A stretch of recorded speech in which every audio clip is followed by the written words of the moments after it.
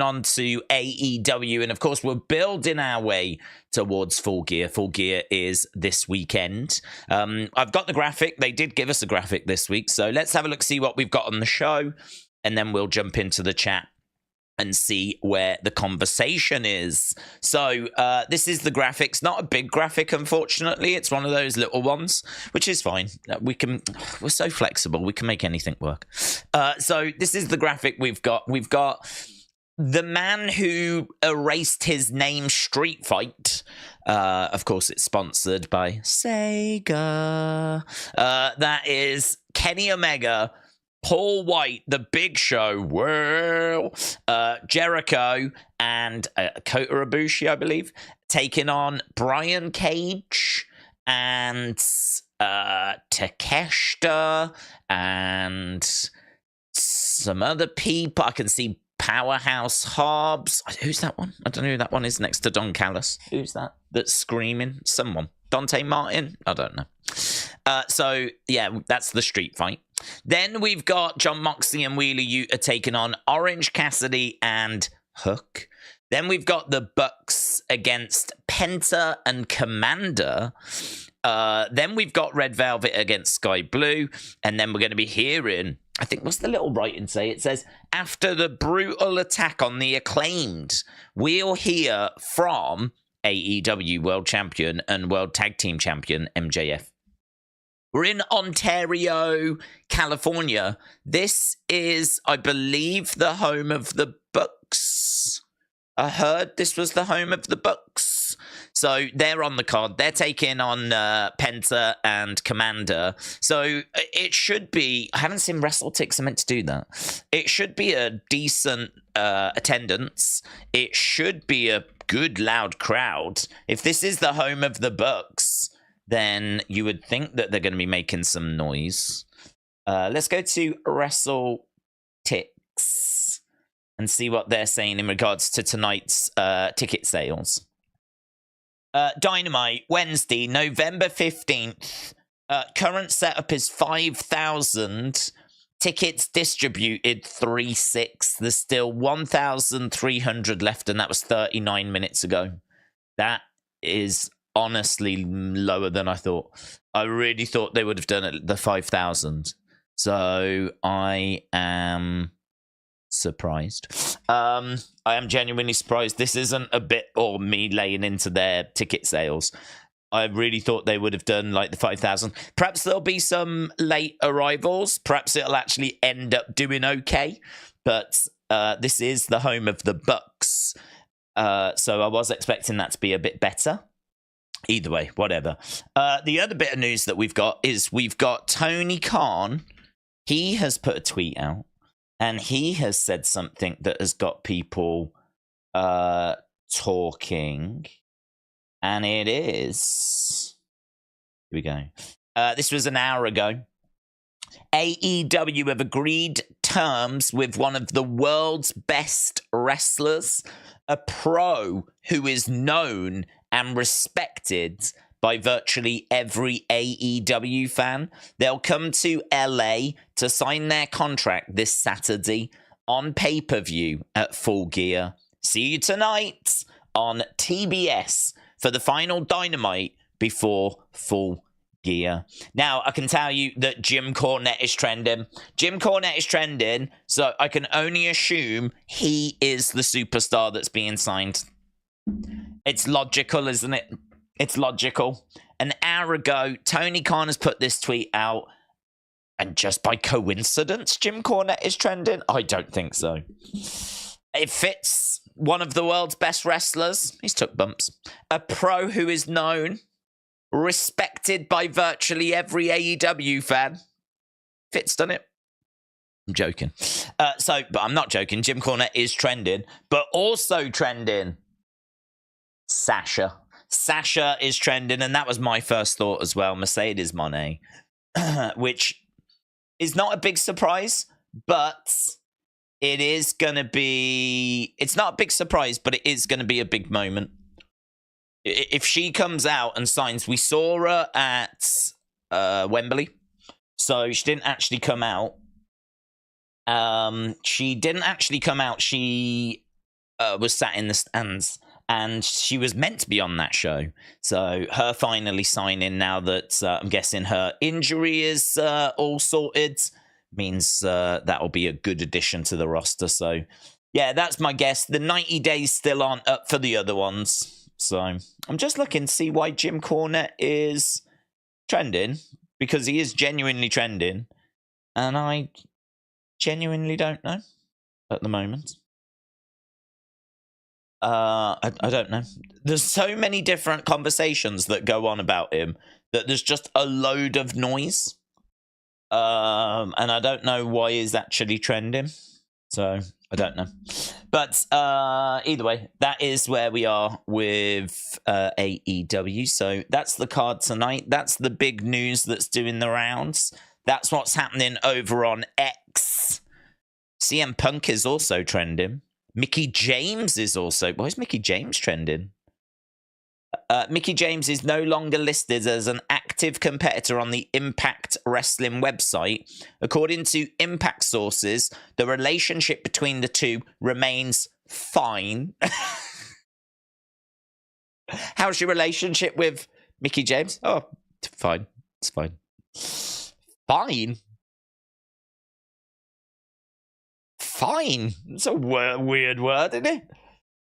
All right, how's the relationship with one of your biggest, most recognized names? It's fine. Yeah, fine. According to Impact sources, the relationship between the two remains fine, but James is taking what was described as a break from the company. So that's why she is trending. She is no longer listed as an active wrestler on the Impact website. Osprey's trending, but not as much. Royal Rumble's trending, but not as much. I don't know why Cornette is trending, and Sasha is trending. I don't even need to click on it because of what Tony Khan said about an hour ago. Okay. Wouldn't Ali be under a 30-day non-compete since he was in NXT, says Jim. Well, I don't know that his contract got moved over, to be honest. If you go down to NXT from the main roster, then I can't say that they re-sign you to a new contract. You're probably still operating under that main roster contract, you know, like when Becky went down there, like Baron Corbin right now. I would imagine Baron Corbin is still under a main roster contract with main roster implications. So my guess is that probably Mustafa Ali was operating under the same. But Mickie will be Team Bianca's 4th member for the Women's War Games, says Steve. Known the world over, it's definitely another WWE wrestler, unfortunately, says William Hensey. Well, I will cut them some slack, because if you want a big signing, like if you're going to say tune in this weekend for the pay-per-view because we're going to sign a big name, it's going to be tricky for them not to be from WWE, because how many big names are out there that have not had any run with WWE? If you bring someone from New Japan or you bring someone from Stardom, they're just not known.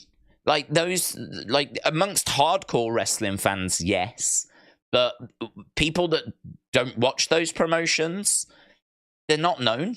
So we've all seen like Jay White come out to crickets. We've all seen like really poor reactions for like Okada when he came out. It's, you know, it's what happens over in Japan is niche, right? So I don't think they could really sign anyone from there and it be something that the American casual fans are going to be that engaged with. You could make an argument for someone from Impact. I think Impact is viewed certainly more than New Japan is in America. So you could make an argument for someone from Impact, but I don't know who's big. Jordan Grace? I've heard of her, you know. I think she would be someone that you could probably get away with that kind of a thing for. But even then, you'd get plenty of backlash and criticism. But I think someone like Jordan Grace, maybe like a Deonna Purrazzo, a Josh Alexander. I don't know. I genuinely don't know how many non-WWE names you could actually fit that to. So it's a bit of a rock and a hard place, isn't it, for him? He needs something big to make a big thing out of it. But then equally, people do seem to be exhausted by the amount of ex-WWE superstars that are coming in. But that ain't going to change, is it? We're all pretty much expecting Dolph, at least. And I'd be surprised if we don't get Mustafa Ali as well. So I don't think that's going to change. I could see Mercedes coming in, Dolph coming in, Mustafa Ali coming in. I think there's another 3 before the end of the year. So, yeah, it's a rock and a hard place. I do feel for him. Mitchell, shout out to you, said, I've got no serious issue if it is Mercedes. Tony has no idea how to book women. He'd just put the belt on her, completely undermine Tony, and Mercedes will just have a 9-minute match each week with no builds. Mitchell, shout out to you. Yeah, I think it'll be Sasha. I think it'll be Mercedes, Monet. I think it's a good sign-in. I think it's something that will be an injection of life into the company, because week after week after week goes by, and it is a case that we are just seeing the same sorts of numbers. We've had enough conversations as to why we don't need to go over it. But her coming in would be something that would move that dial. Not a game changer, right? I ain't falling for that trap. Not a game changer. But she would be someone that could come in and would certainly breathe some life into that women's division. A women's division that seems a little bit lost, to be perfectly truthful. I don't know where Britt Baker's gone. Obviously, Thunder Rose has been out of the picture for a long time. Jamie Hayter is out with injury. We lost Jade Cargill. Obviously, Jade going over to WWE. So you look at that women's division. Tony Storm's doing some really fun stuff. But it's a bit quirky, it's a bit niche. And you kind of look around and they're trying to build up Julia Hart. They're trying to build up Skye Blue. They've just got Red Velvet back.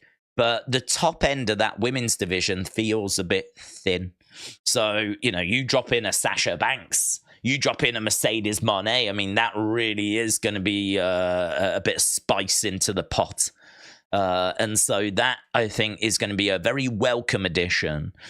But, there is going to be a lot of pressure on making sure that it gets booked correctly. You are absolutely right. That is going to need to be booked right. That is going to need to be booked well. And it does kind of bring it back to who's booking the women. It used to be Kenny, I believe. I don't think it is anymore. I think it does all kind of go through Tony. I think that there are people that have input, though, and maybe if Sasha Mercedes was to have some input, maybe if she could kind of come in and grab a hold of the reins. I suppose that's the kind of thing we were hoping that Saraya would do as well. Saraya was such a big name that I think the hope was that she was going to come in and someone needs to just grab that women's division. Just get a hold of it and just go, this is what we're going to do. And honestly, I don't know if that would be welcomed by Tony. I don't know if he would really welcome that kind of input. I'm sure there's women that have tried, but it's just very limited screen time for them. And it doesn't feel like the priority. The priority, and you could say rightfully so, feels like it's the men's singles division, with tag wrestling obviously being given a lot of importance because the Young Bucks and tag wrestling in Japan, to be honest, is kind of well respected. So because they've come over from Japan, tag wrestling is certainly higher up the priority list than women's wrestling is. But maybe part of this is a hangover from the fact that they've come from New Japan and there isn't women's wrestling in New Japan. Yes, they've got Stardom. Yes, they put on the odd match now, but that's only been very recently. Historically, it was only guys and tag teams in New Japan. And even now, it's still 99% guys and tag teams, with just the occasional Stardom match that gets added onto the cards. So maybe that's part of the problem, is that it's not the priority division. We're dealing with a company here that has kind of largely been built on the ideas and foundations of New Japan, because your key core have come over from New Japan. Hangman and Kenny and the Bucks, and even Jericho spent obviously a bit of time over there. Cody, when he came over having spent time over in Japan as well. Like, they came from New Japan to start this company. So a lot of those ideas, I think, have been transferred over, and I think the women have just really struggled to get going. I think Britt Baker's been a massive player, probably the biggest. If you was going to name one woman that's had the biggest impact on that women's division, I would personally say Britt Baker. So she, to me, feels like a key player going forwards. And do you remember when she was like a heel and she was really good? They kind of turned her face and she really lost her edge. I would really look to get her back to being a heel again. I'd look to get her back being a heel. Obviously, we need to get Jamie Hayter back. Drop Mercedes in there. Someone needs to have a word backstage and really take that women's division. They need to have a guaranteed X amount of segments on each show. Something along those lines where they can really like get their teeth into some stories. They need some backstage segments and they need some investment. But with Mercedes coming in, it's going to make it a lot easier to get all of those things, because they can't afford to misuse the women's division when they've got Mercedes right there. So her coming in, I think this is big for the women's division in a lot of senses. And I think that it's going to guarantee the women some TV time. But granted, a lot of that TV time might end up going to Mercedes. But we're going to have to build up challenges for her. So yeah, we'll have to see. It's good news. It's good news. Like, if they've got it over the line, and that's who it's going to be, you know. So this could be a little injection into the company of momentum, which is always going to be welcome. And because gotta say, the Adam Copeland one fell flat, man. That fell flat. We're not seeing anything in the ratings.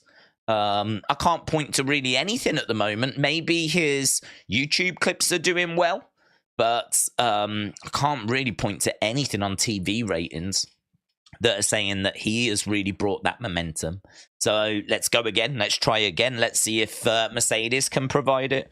I think the truth as well, though, is that the long-term solution might not be someone that comes in. It's probably going to be a storyline. It's just like we saw with WCW. Like, it wasn't until Hogan was revealed as the third man and we got the setup of the NWO and we got the story where it felt like ex-WWF superstars were trying to take over WCW and they were trying to, like, you know, basically create their own brand. This was where things really got interesting and fans really got invested. The problem is you can't really run that story again because it'll be compared to the NWO. And also, we live in a very different time. Like, back then, I think there was a lot of people watching at home going, are they really trying to take over the show? Are they really trying to... I think there was a lot of that was going on, which was very interesting, very intriguing, sparked a lot of conversation amongst wrestling fans. And you didn't have the internet.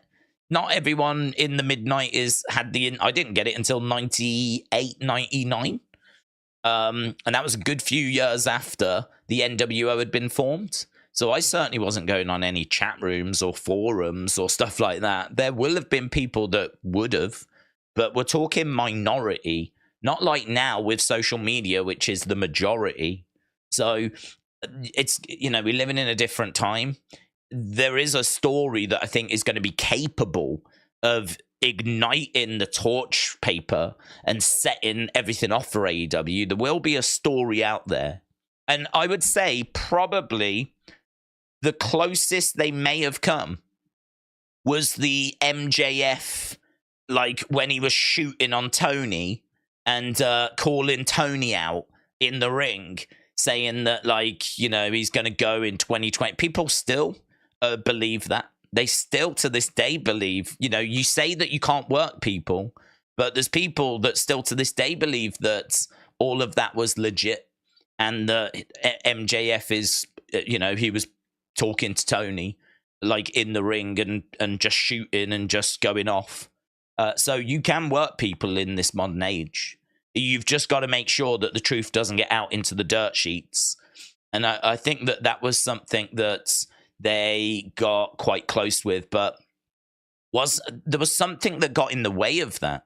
I can't remember what it was that got in the way. I remember MJF going off TV for quite a while, but something ruined that. And I can't remember if it was maybe the brawl out or what it was, but something got in the way. And they weren't able to capitalize on it. And to be honest, that's the story of AEW. They put some pieces in place, they'll set some up, and then they just never seem to be able to really fully capitalize on it. Maybe with the exception of Wembley, which you could say they definitely capitalized on that opportunity. It's not like they booked Wembley and only sold 20,000 tickets. They booked Wembley and sold 80,000. So gotta say they capitalized on that one.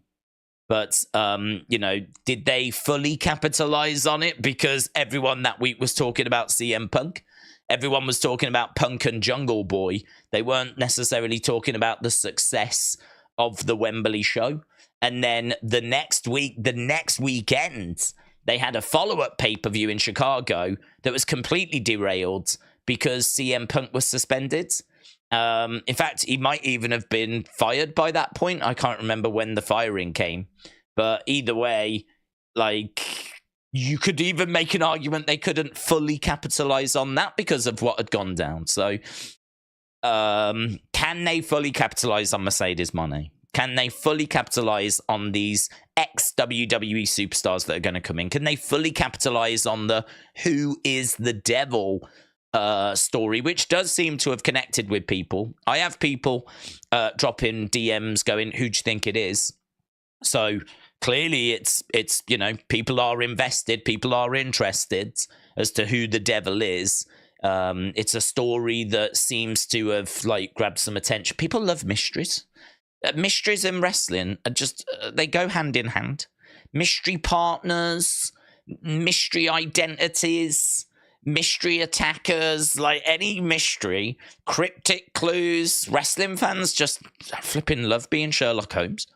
And so, yeah, it's one of those interesting, quirky things about wrestling, which is a universal truth in the words of Elias. So I think that we are going to get an answer to that. I don't think it comes this weekend unless they're going to make out it's Mercedes Moné, which would be wild. I don't think it's going to be that. I think it's probably going to be a Dolph or a Mustafa Ali or maybe a Britt Baker, because the body did look a little thin. But either way, I think we'll get an answer to that probably after this show. Maybe we got to wait till World's End for that one.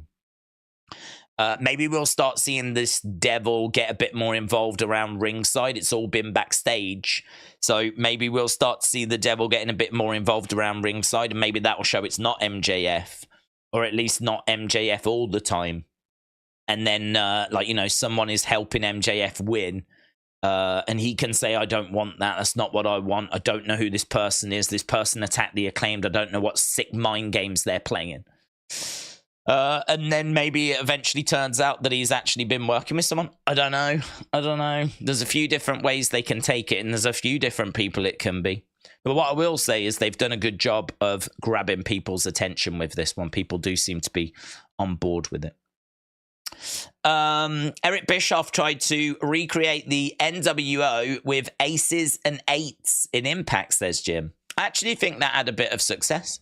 I don't watch Impact, but I've heard of aces and eights, and I heard quite a lot of praise for aces and eights. How the story played out, I don't know. Whether it was ultimately satisfactory, I don't know. Certainly didn't get as big as the NWO, but I would say that it had some success. I would, if someone was to say, like, could you name some good things about Impact or the old TNA, the old style stuff? being someone that didn't watch, I would probably run through a list of they brought through some great talent. You know, that you can't deny that roster wasn't stacked. I mean, it had the likes of AJ Styles on there, had the likes of Samoa Joe, had the likes of Eli Drake, now better known as LA Knight, right? So you can't say that the roster was completely useless. And, you know, something like Aces and Eights, I would also point at as like some, I heard some really good buzz around.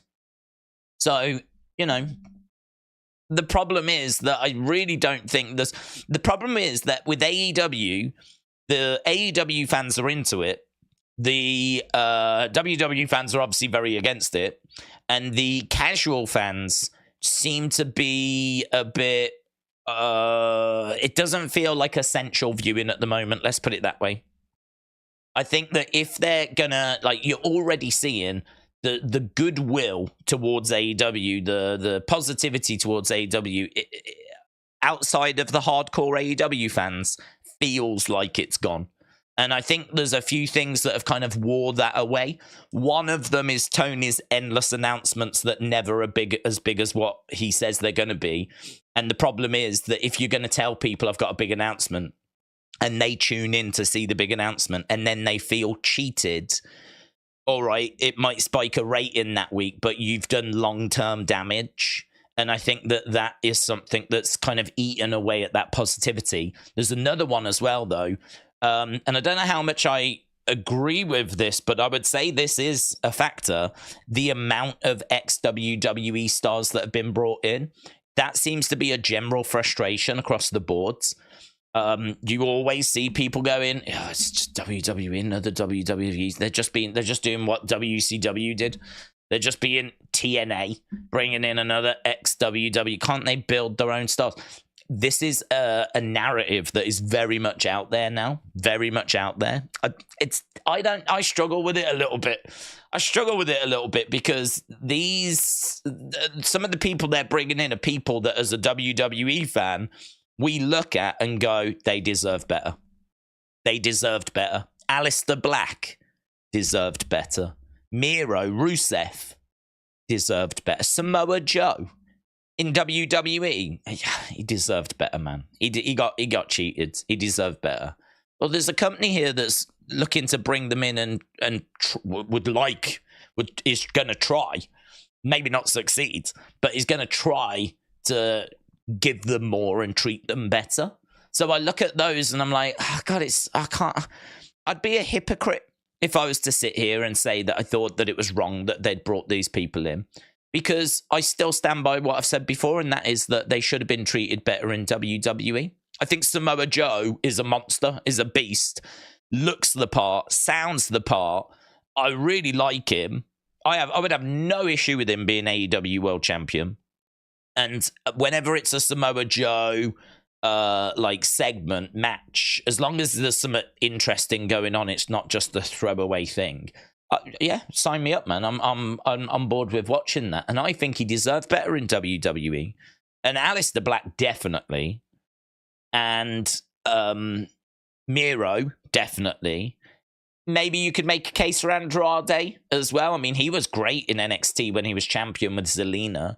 Got brought up, felt like we were going to get somewhere, and just fizzled out, you know?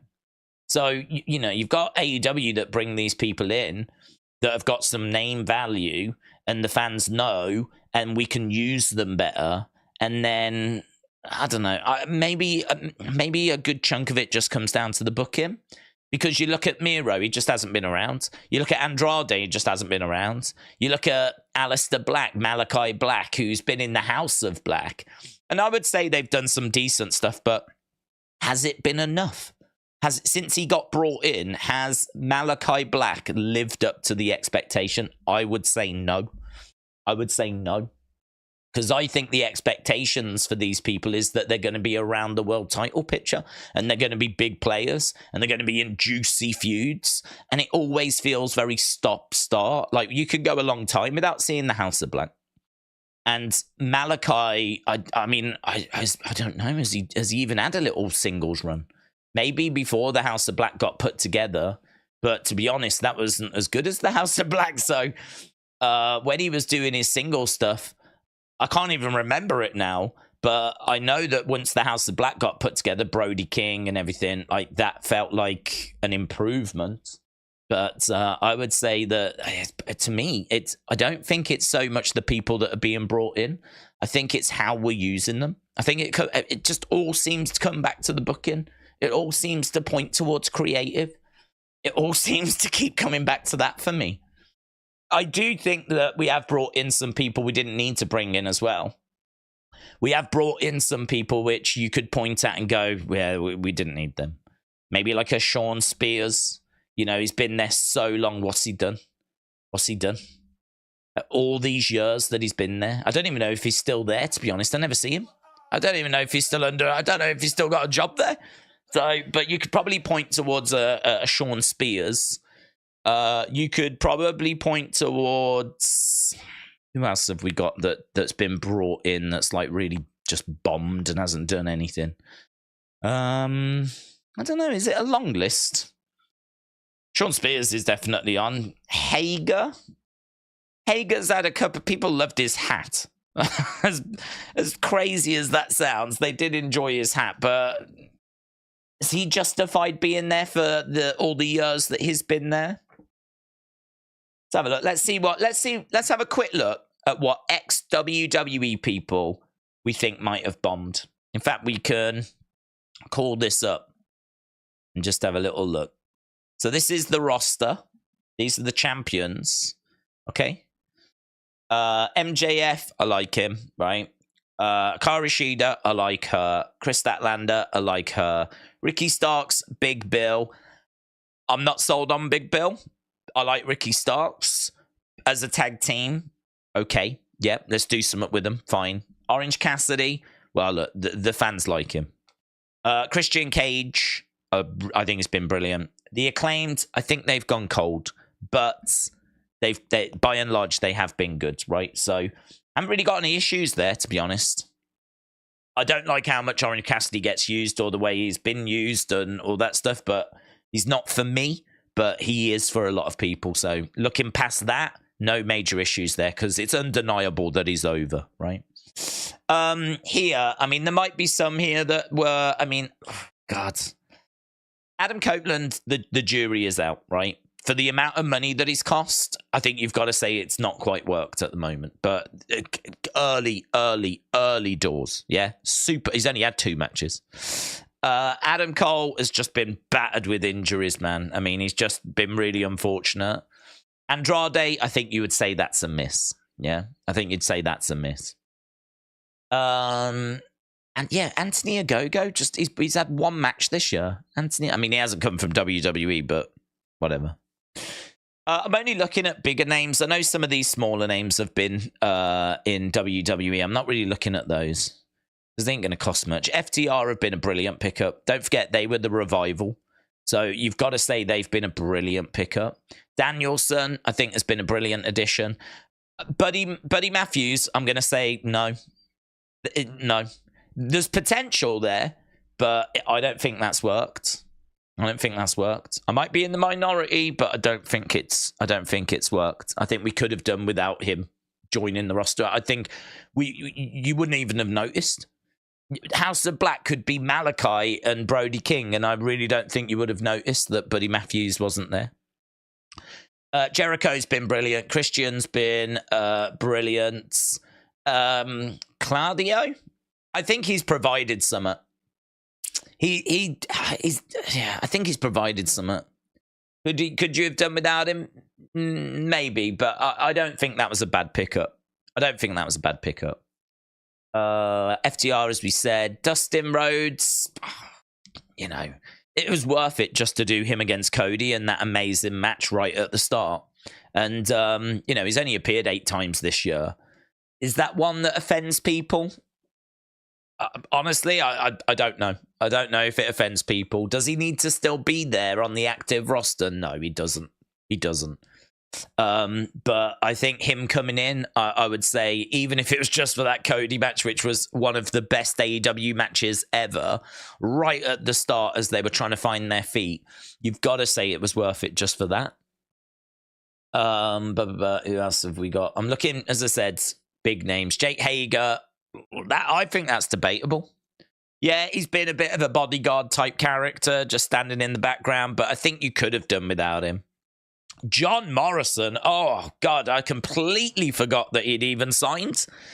Definitely could have done without him. His record is 5-5 this overall, 4-3 this year. Could have done without him. Jeff Hardy, oh, controversial, but I think you could have done without him. Jeff Jarrett,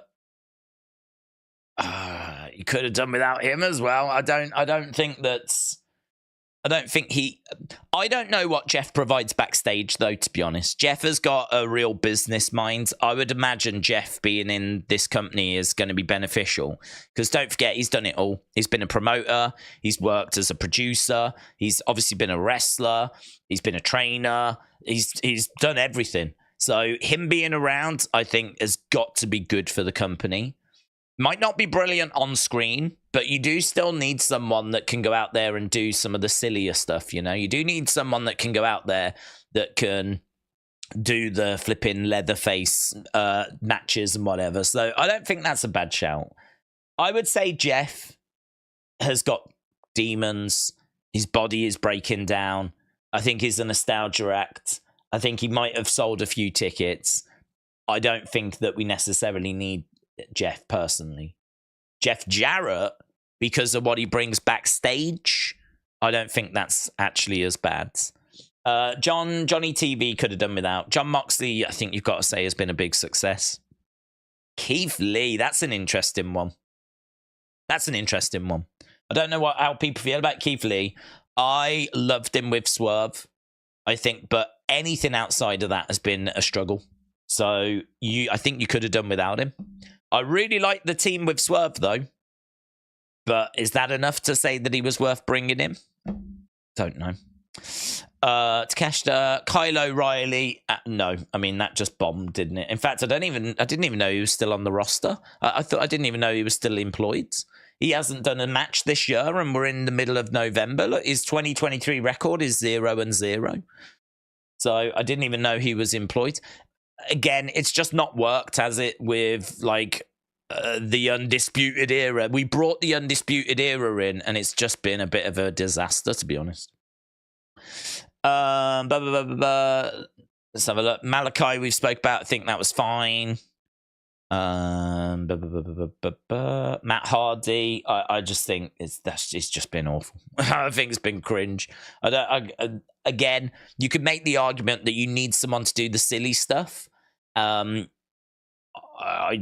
just don't think it's been good. I just don't think what he's done has been good since he first arrived. So I don't know how people feel about the Hardy Boys. I could understand us not needing them. Miedo, just haven't seen him, but I still think there's great potential there. So I would have brought him in. Oh man, Brody Lee. It's great that he's still on the roster.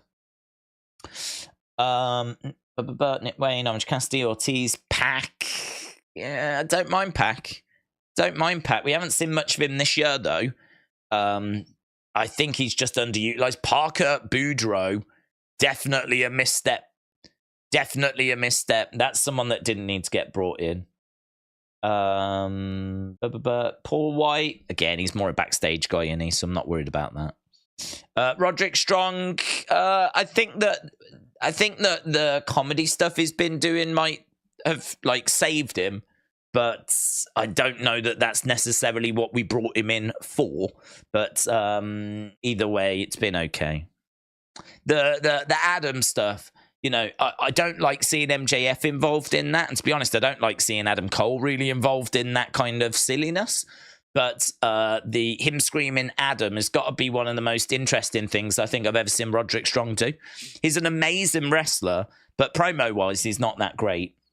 So this character stuff we're doing for him, maybe if he was doing it with other people, you know, rather than flipping MJF, the AEW champion, maybe then I'd be a bit more into it. But I just think that we're doing, like, really silly Akira Tozawa. It's like Akira Tozawa faffing around with Roman Reigns. That's how it feels.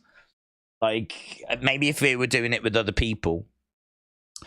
Samoa Joe, I think he's been a great addition. I don't think that's a bad addition at all. Sean Spears, we said that is a mistake. I don't think you can call Sting ex-WWE, so we're not going to count that. Swerve has been brilliant. Tony Nese was a misstep. And I think that's it for the guys. For the women, we've got Athena, I think's been okay. I mean, she is the Ring of Honor Women's Champion. She's been used quite a bit. I don't think that's a misstep. I think Athena's been okay. Jamie Hayter's been brilliant, but she's not ex-WWE. Eva Hogan, no. Marina Shafir was a misstep. She was a misstep. That was one that we didn't need to bring in. I'll agree with that. Mercedes Martinez. I know she is ex-WWE, but she spent the majority of her time on the indie scene, so I'm struggling to say she's ex-WWE. Ruby Riot, Ruby Soho. Jury out on that one, innit? Jury out on that one. People will say it's a misstep, I think, but maybe it is. The problem is, if you don't have her, who have we got? Look at the alternatives. Red Velvet, Penelope Fords, Nyla Rose, Marina Shafir, who probably shouldn't have been in. Layla Hirsch. Like, we're not dealing with... This ain't a great roster. This ain't a great roster. So, like, even if she isn't the best... I think she's better than, a lot that's in this roster. Taya Valkyrie, ex-WWE, but not really. She was there for all of 2 seconds. Can't stand Tay Mello. She was a mistake. But at least she found her husband.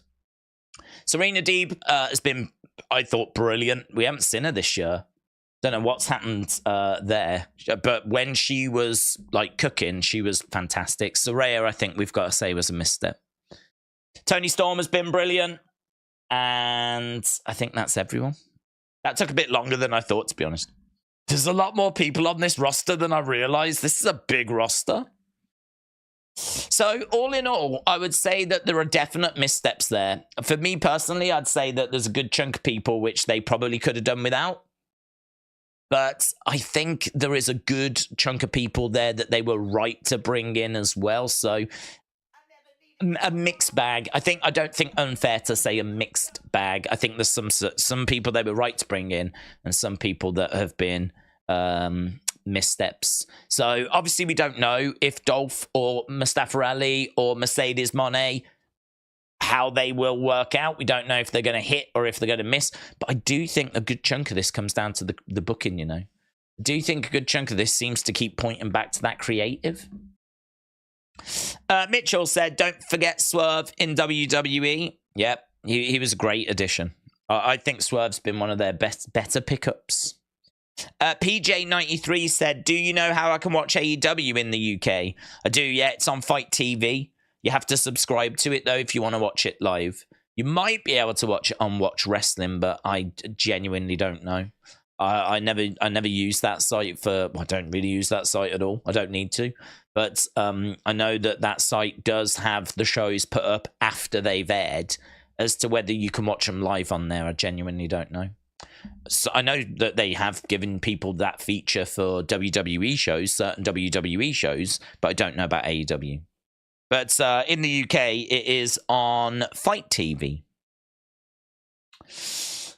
Adam, says Jay. Miss Dow Jr. said, thoughts about UFC 295. How good was it? It was a good show. I enjoyed it. I think it was a bit of a mixed bag. I think there was some surprises. I was not expecting Jessica Andrade to pick up the victory. I was not expecting Aspinall. To be honest, my heart wanted Aspinall, but my head wanted Sergey Pavlovich. So, absolutely brilliant result for him. We had Alec Pereira winning in the main event. It went that way. And yeah, we got finishes. Main card, we just absolutely flew through it. I mean, it was one of the quickest loads of early stoppages. It was very exciting, but you do want to see some fights as well, you know? The problem with our stream was that we were talking a lot about fights that were coming up and whatever, but we didn't have much action to actually talk about. There was a lot of early finishes. So it depends what you're looking for, really. If you want to see early finishes, then it was a good card for that. But if you're someone that wants to see wars, you want to see them really getting stuck in, there wasn't as much as that at the weekend. So I thought that it offered. I thought it was fun, and I had a great time with it. But I think for action, there's definitely been better cards this year. Jim said Athena, Billy, Lexi are the best parts of ROH. I think Ty Mello is a good wrestler, but has been pretty annoying, says Tom. Ty and Willow have shocked me, said Christian. Who would you say was the biggest game changer for AEW? I would say Punk, yeah. I would say Punk in regards to impacts, in regards to, Tony, went down a whole list of things, like the first $1 million gate, and I think Wembley sold the number of tickets it did because people wanted to see CM Punk. Don't forget, here in the UK, we have not been able to see CM Punk probably since 2013, because he left in early 2014, because he was meant to be at WrestleMania 30, and he isn't on that card. So he leaves early 2014. Which means he would have likely been on the last UK tour, which would have been the end of 2013. They tend to come to the UK after WrestleMania, just around that kind of November time. The November tour is very small. They tend to do a couple of dates, whereas the one after WrestleMania, they tend to do like London, and we sometimes get a Raw, sometimes get a SmackDown, sometimes get a Raw and a SmackDown. And they tend to do like Newcastle and Nottingham and Glasgow, and it's a bigger tour. So I think 2013 is probably the last time he was wrestling over here. So that was 10 years.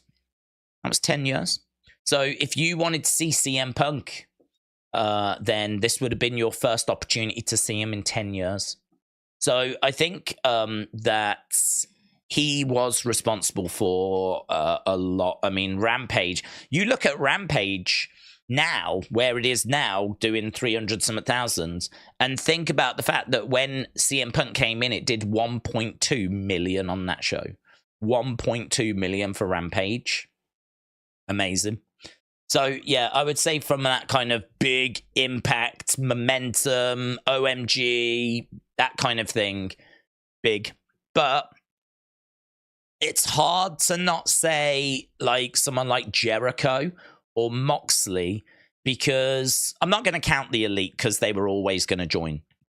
But for them to convince Jericho to join them, for them to convince Moxley to come and join them, that was massive. And they might, I don't know that they've had as big of an impact on any like one individual show, but over a longer period of time, they may have had a bigger impact.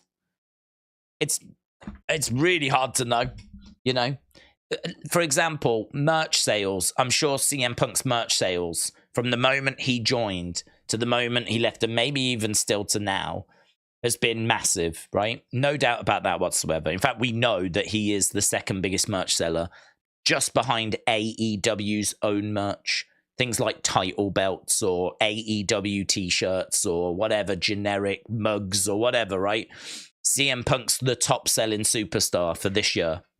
And I'm sure that was probably the same last year as well, all the way since he came in. But don't forget, Moxley and Jericho have been in since 2019. So they've had longer to sell merch. It'd be interesting to know how far behind they are. I don't think they would be ahead, but it'd be interesting to know, if you add everything together, how far behind they are. And it'd be interesting to know, like, there's no way of knowing the impact. They've appeared on more shows, and so they've had to try and they've had to work to get ratings on a more regular basis. How do you quantify that? How do you quantify the shorter impact of CM Punk with the longer, but maybe not as dramatic impact of a Moxley or a Jericho? So I would agree with CM Punk, but I think there could be a really interesting conversation had if someone wanted to debate that actually Jericho and Moxley have had a bigger impact because it's been over a longer period of time and they're responsible for, as a result, more ratings, more ticket sales. I don't think it would be more merch sales, but I don't know how far behind they would be. So if someone wanted to argue that, I would definitely listen to that. I think that would be a perfectly acceptable conversation. But as of right now, I would agree and say CM Punk, yeah. Do you think Adam Copeland will become the AEW World Champ within a year, says Umut. AEW World Champ within a year. I think he is going to be the champ. I think that WWE seemingly didn't have that plan for him. I'm not saying that he's come here for that. I think the story he's telling is true. I think he's come here to have some fun with Uncle Jay. I think that is a true story. I think, though, that he definitely will want to have a run with the title. And to be honest, I think he should have a run with the title.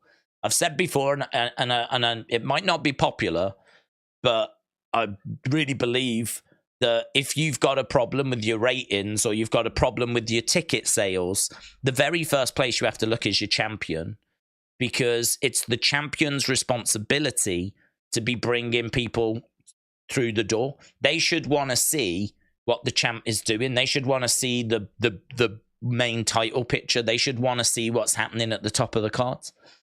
Now, you can certainly point and say, yeah, well, maybe they're just not engaged with MJF and Switchblade. Perhaps that's not the feud that's doing it. But my response to that would be that the ratings have been stagnant all year and that ticket sales have been poor outside of Wembley all year. We're seeing year-on-year decreases compared to where we were last year. And so what that's suggesting, you could also argue, well, perhaps people are getting tired of going to AEW because they're just going around the same places. These are perfectly acceptable arguments, but it doesn't change the fact that I would still be looking to change the champion, because I'm not going to really know some of these things until I change the champion. And as a starting point, that is where the blame lies for me. Because historically, as we keep saying, in wrestling, if the tickets weren't being sold for the shows, then that said that your champion was not a drawing champion. And that's why WWE kept changing champions so much in the mid-90s, because they just couldn't find the one that was going to bring in the ticket sales. You know, they had Hulkamania, which was red hot in the 80s. As soon as that went away, they tried to replace it. Luger wasn't the one. Brett seemingly wasn't the one, but the WWE fans loved him. But the ticket sales weren't brilliant. They were okay, but they weren't Hulkamania. Shawn definitely wasn't the one. Shawn's ticket sales were really poor. And so they were trying all these different things. And then eventually you get to the Attitude Era, you get to like Stone Cold and whatever, and, we start getting somewhere then. I think that what we're looking at the moment is somewhat similar. I think that we're looking at like ratings that seem to be a bit flat. We're looking at certainly ticket sales are flat. And as a starting point, I would look at the champion and I'd put it on a big name and I'd get him into a big feud. And I'd get that plate spinning, and then I'd be working my way through the rest of the cards, and I'd be trying to find a way of like really getting some of that momentum going, putting in a few mysteries. I like the Devil mystery. I personally am not really bothered as to who it is. And I think part of that problem is because they're going to be revealed to either be going up against MJF or working with MJF. And it comes back to my problem. And my problem is I'm just not engaged with MJF at the moment. I don't think him as a face has worked. I don't think it's worked.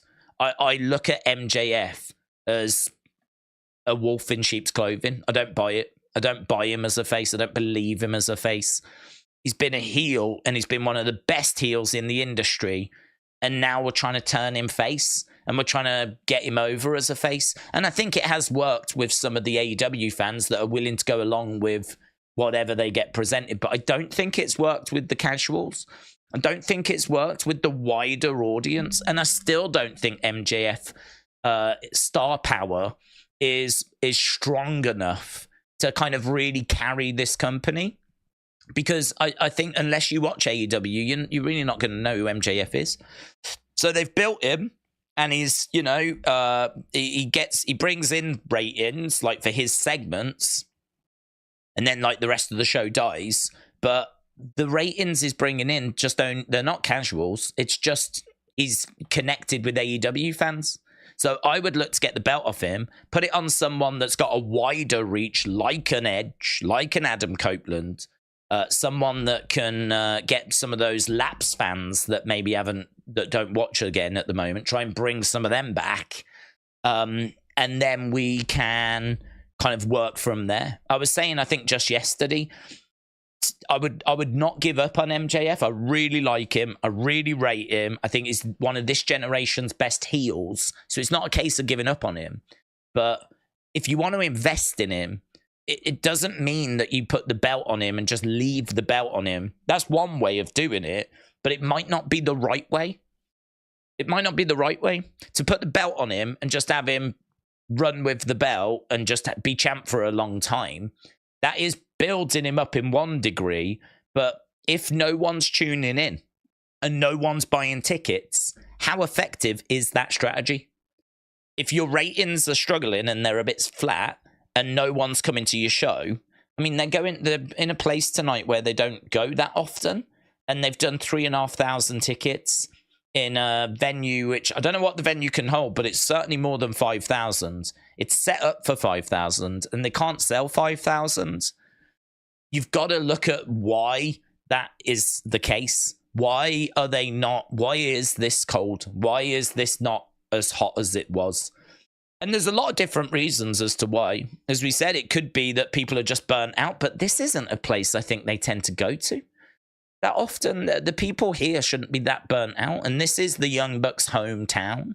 So you'd imagine they'd come out to see the Bucks, which sort of implies that they're just not really engaged with what the Bucks are doing at the moment. And it also implies we're not really engaged with what the champion's doing at the moment, because the champion's story should be the biggest story, just like it is on SmackDown with Roman. So they've definitely got some issues. We're just a broken record. But what I will say is I thought that last week's show was a better show. I think the Devil mystery is a mystery that is connected with people. And I think that's something that people are engaged with. I think that Mercedes coming in, if it is going to be her, is going to be a great boost to the women's division, as long as it's capitalized on. And then you've got like Dolph coming in and Mustafa Ali coming in, which we don't know. Maybe it works. Maybe it doesn't work. Maybe it's going to bomb and it's just going to be an absolute disaster. Or maybe it's going to be another Swerve type situation, which I think has been a real positive addition and has been a very good addition to the roster. As we said, not all of these ex-WWE ones have failed. It's been a bit of a mixed bag, I would say. Just going down the roster like we did, we spent about 10 minutes or so doing that. I'd say it's been a mixed bag. So, maybe these could be positive additions. Maybe these could be good additions. James said, Days, for me, Tony and AEW have forgotten why they were created and what made them special. They've now become what they claim they hated. It's interesting. They were meant to be the counter, weren't they? They were meant to be the sports-based. They were meant to be about the wrestling, and yeah, it's interesting. A. Jobson said, I kind of hope that Bianca recruits Jade to help her in War Games. Keep Becky on Raw. Maybe make the Xia Li feud last longer. Godfather So said, Days, I'm puffing that Paul White. Well, what is your favourite Paul White hair era? Long-haired giant, slicked back short hair, bold show. Hobbs will slam tonight. R.I.P. Wobbly knees. I like giant. long-haired giant WCW era. I actually don't mind, and it didn't work and they abandoned it, but I actually don't mind the idea of him being Andre's son. That was kind of interesting, I thought. But the Dungeon of Doom was cringe, and just on so many levels. And so him coming in and going straight into that group and being a part of that, it was so amateur dramatics that, we all know about the Yeti and all of that stuff. I think, though, had you have, really brought him in, if you could have found a way of having Bobby the Brain, desperate to bring down Hulkamania, and Bobby the Brain Heenan saying that he's found the man that's going to do it. He's found the man that is finally going to bring down Hulkamania, and saying that there's only one man that can do it, and he's found him.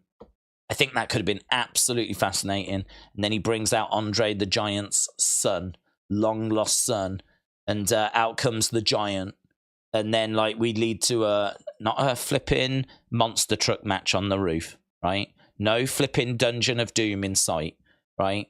Get rid of these flipping amateur dramatics and just bring out Andre the Giant's son, have them face-to-face in the ring, build it up as a legitimate fight. This is a real threat, and put the Giant over. The Giant goes over. Hulkamania loses. That could have been flipping epic. What that could have been compared to what actually got delivered are so far apart. They're so far apart. I don't know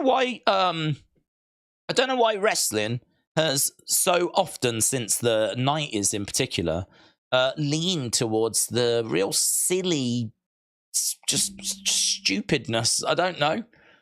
I don't know if because kayfabe sort of was dying around that time, that it was just just do what we want now. Cat's out of bag now, so now we can just go crazy. What should we do? And it's just the lunatics took over the asylum. I don't think kayfabe was properly dead at that point, but you were starting to see some shoot interviews and old timers speaking out, and there was things that were happening around that kind of mid-90s kind of periods. Certainly by the end of the 90s with the Montreal Screwjob and everything, 97, 98, that kind of stuff. I think there was even stuff that was brought up in court in the 90s as well, which kind of really destroyed kayfabe. But so it's all kind of muddied around the same time. I don't know. I don't know if wrestling just lost its minds and people were just well, we can do anything now. Now that people know kayfabe's gone, let's just go mental. But it wasn't to the benefit of wrestling. It certainly wasn't to the benefit of that storyline. So, yeah, long-haired giant, and it would have been a lot better had we have booked that differently. Right. Jim said it was always impressive when Luger put the Giant in the torture rack. It was. Here we go. We've got Full Gear coming up this Saturday live on pay-per-view. A. Jobson said, I wish Thunder Rosa was used. She'd been ready for a while, but she's not appeared on Collision, despite being teased early on. You can thank Meltzer for the death of kayfabe, said Travis. I think he played a part as well, definitely. Definitely. The only thing I would say, though, is how many people were subscribed to the newsletter. It killed it probably amongst the hardcores that, really... Definitely killed it amongst a good group of people. But did it take that out to the wider casuals? I'm not sure. But it definitely played a part. But just seeing last week then, MJF and Samoa Joe. And the Acclaimed getting thrown through a window. We're going to hear from MJF tonight.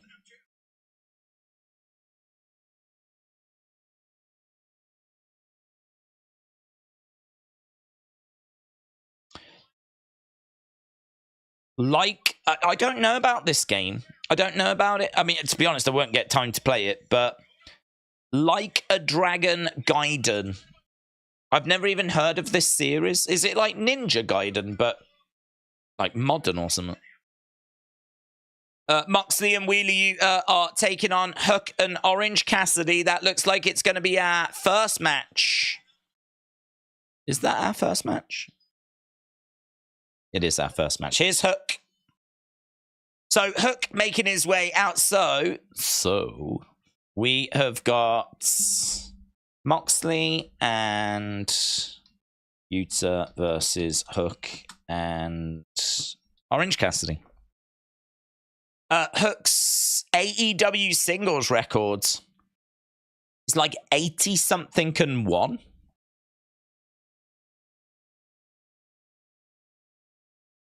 Cassidy is always in the first match, said Mr. Dell Jr. What bad blood between Wheeler and Hook? Greetings and salutations, Mr. Leonardo. Shout out to you. MJF may be the scumbag for AEW, but you, my friend, are our watch-along scumbag. Thank you. Appreciate it. We're seeing...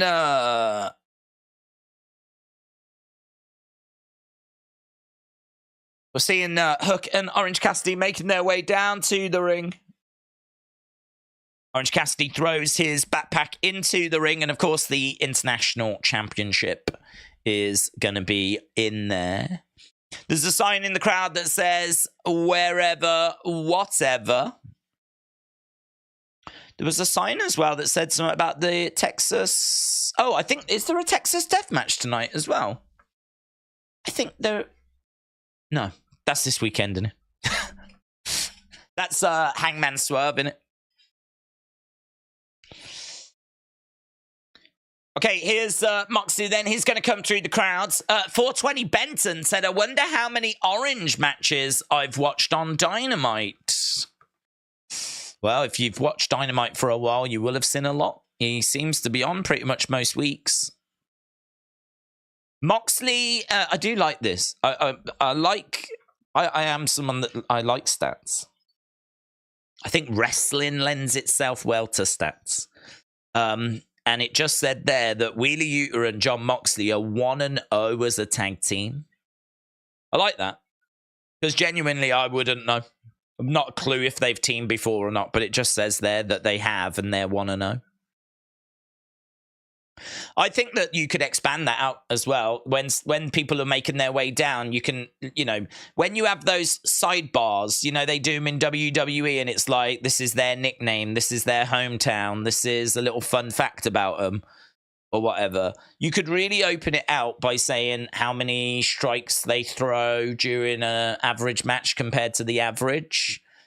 Just little things like that. Like, I don't know, Bianca Belair throws 27 strikes per match. The average is 12. And you're like, well, that's interesting. That kind of thing would come over from UFC. They talk in UFC about significant strikes landed per minute. Or it might be like, I don't know, Becky Lynch attempts 7 submissions on average each match. The average is 3. So, you can tell that she is trying to get that disarmor on quite a lot during her matches. I think there's a way you could expand the stats out a little more. And just on a little sidebar thing, it's not like we need to have things popping up all the time. But I think that's, if we want to get back to the sports-based presentation, I don't know that we do, but if we do want to get back to that sports-based presentation, that's something we could take from UFC's playbook. Lean into the stats a bit more rather than just say this is the person's record for 2022, 2023, whatever. Go into a few more specifics about in-ring, It would mean that someone's got to sit there and count up loads of different things, but to be honest, if that was your job and you was being paid to do it, doesn't sound like the worst job in the world, does it? I'd quite happily do that. Watch matches and just count up different aspects. How many shots and how many submission attempts, how many pin attempts. Maybe have 5 or 6 different categories and just count them up as they're happening. And someone's going to pay me to do that. Flipping hell. Dream job. Right, the action has started on the outside, but we're making our way to the ring and things are going to look to settle down. Jim said, I'm confused by the Blackpool Combat Club. Are they heels or faces? I wish they would go one way and then stay there. I've always took them to be, well, not always, but I've took them to be heels. I mean, I don't think Hook is a heel. And Orange Cassidy is not a heel. So unless this is face versus face, I think they're heels. But then they may have done some stuff recently that made them faces. German suplex by Hook. I appreciate Blackpool Combat Club, said Zoom Station. A. Jobson said, Mercedes said that she would love to face Jade and Bailey again, which makes me think a WWE return in the future could be on the cards. I don't like the split personality wrestler. He can make it okay, but it's not really going to work. Sonny said, those cards I gave you last night, I asked my Oracle cards what you needed to hear, and then I shuffled them. I was very impressed.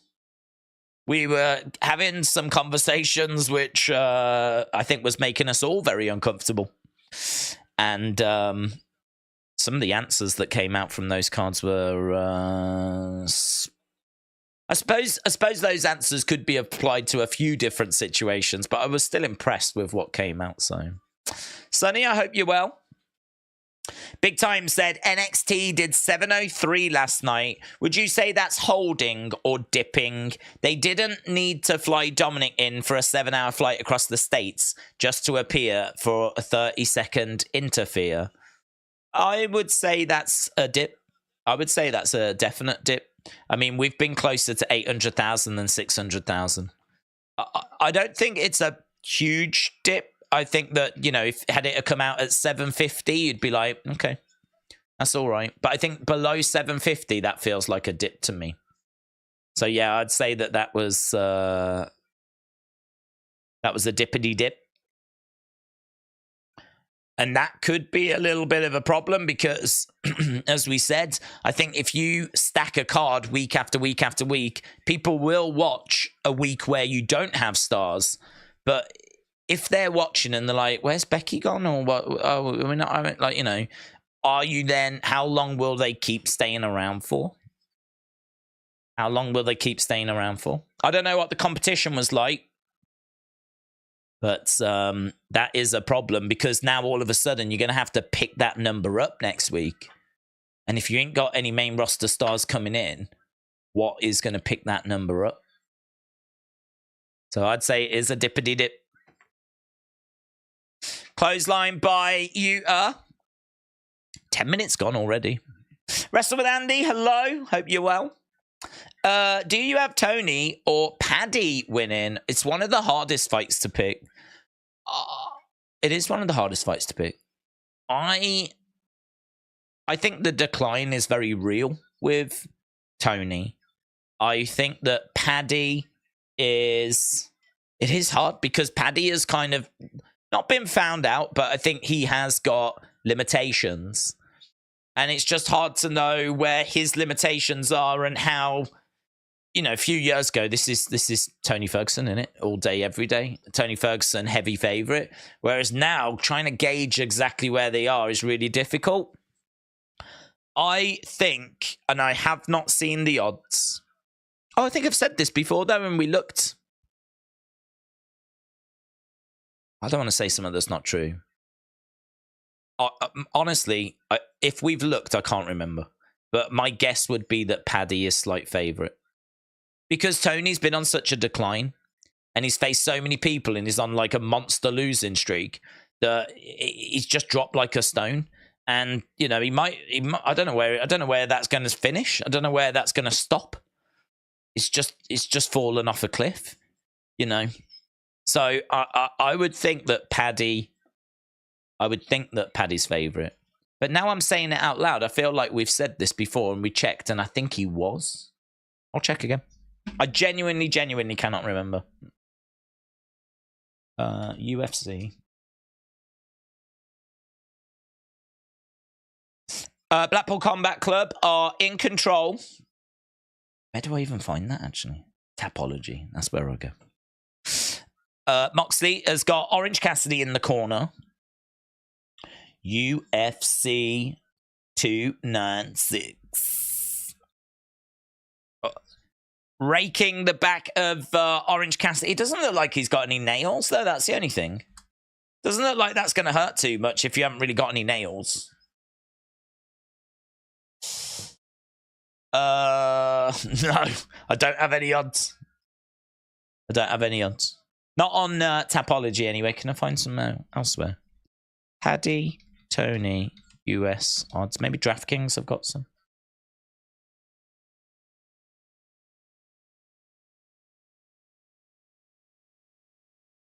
Forbes. According to Forbes, Paddy is minus 380 favorite. Ferguson plus 300. Maybe I haven't looked, because that's wider than I thought. I thought Paddy would be about minus 120. He's actually minus 380. So, heavy favorite, Paddy there. That's a big favorite in UFC. Minus 380 is firm. You've got to bet $380 to win 100. It's kind of almost 4-1. I can tell you this, I haven't got to explain my wife that I've been cheating if I had my back scratched. It hasn't really got nails. It was more like the tips of his fingers that were like running through his back. I mean, I don't think he's got like long nails. If he was like, you know, what he should do is he should put on some fake nails first and then do it. That would be brutal. Against the ropes, drop kick by Orange Cassidy. What do you think of Hangman leaving his baby alone in his house? His cray-cray. Do you know what, right? I always have to have the sound turned down a little bit for copyright reasons. And so I never quite sometimes get the full effect of everything. I didn't mind him breaking into the house. But as I said at the time, that is such a big thing for someone to do. He needed to be suspended. There needed to be panic. We needed to really sell it. It needed to be like, we needed to see Tony Khan. It needed to be a big thing. And it's not just AEW that can't do this. It's WWE as well. Because Seth broke into Edge's house. And they also didn't sell it correctly. Wrestling just can't commit to things. It really struggles. Wrestling is done in segments. We'll do that in that segment. We'll do that in that segment. And if something is so big that the repercussions need to be felt across multiple segments, wrestling just really struggles with that. It really, really struggles. We've seen examples of that, but it's not something that we can do on a regular basis. I don't know why. We just really struggle with it. And so to me, like, the whole thing wasn't sold properly. But him talking in the crib, I haven't actually gone back to know if the kid was in there or not. I mean, obviously not, and we never get shown the kids. But was he talking to the crib, acting like it was the baby, or was the baby actually in there? I'd have to go back and rewatch it, to be honest.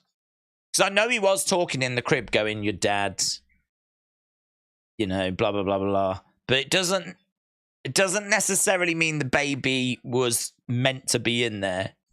He could have been thinking about the baby as he was looking in, like, the baby's crib and then just left the baby the shirt. Unless he said something to the baby that is, do you know what I mean? Unless he said something directly to the baby. I'm still not sure how to kind of take that part of it, you know? But to be honest, the whole thing was not really delivered the way I think it should have been.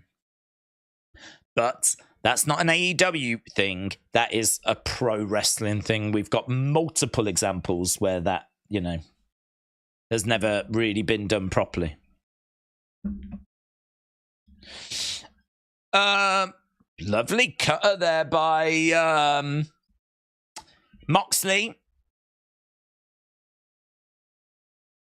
Hook in the ring. Orange punch.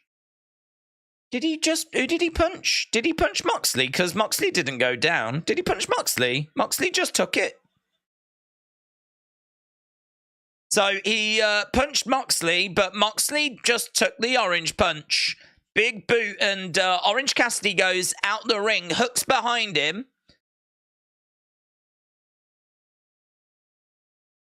Moxley goes over, Wheeler Yuta, throws in a shot. Death Rider and Wheeler Yuta going for the cover. Wheeler Yuta gets the win. So it's a win for Moxley and Wheeler Yuta. Hook and Orange Cassidy are defeated. Jack Perry is someone so hard to bring back because so many fans will hate him for driving Punk out. Yes, but I am surprised at how many people hated CM Punk by the time he went, you know.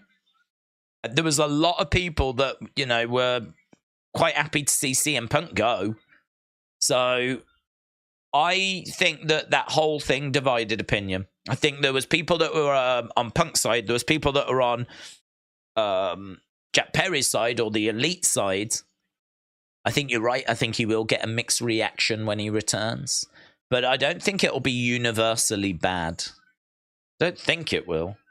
And I'm basing that on the fact there's a lot of people that didn't like CM Punk by the time he left. So, tricky one, that. Don't know quite how they're going to react. How negative it'll be, or...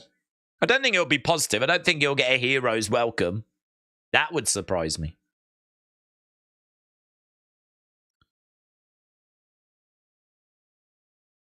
I'm going to put the world back on its axis this weekend, said Moxley.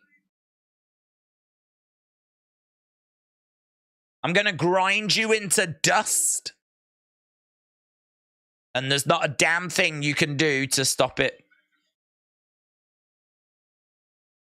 So, Orange Cassidy is down on the outsides. Moxley survives the orange punch.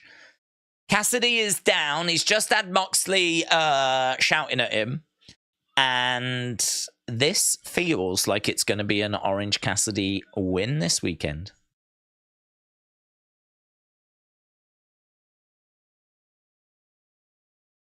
Orange Cassidy is rattled.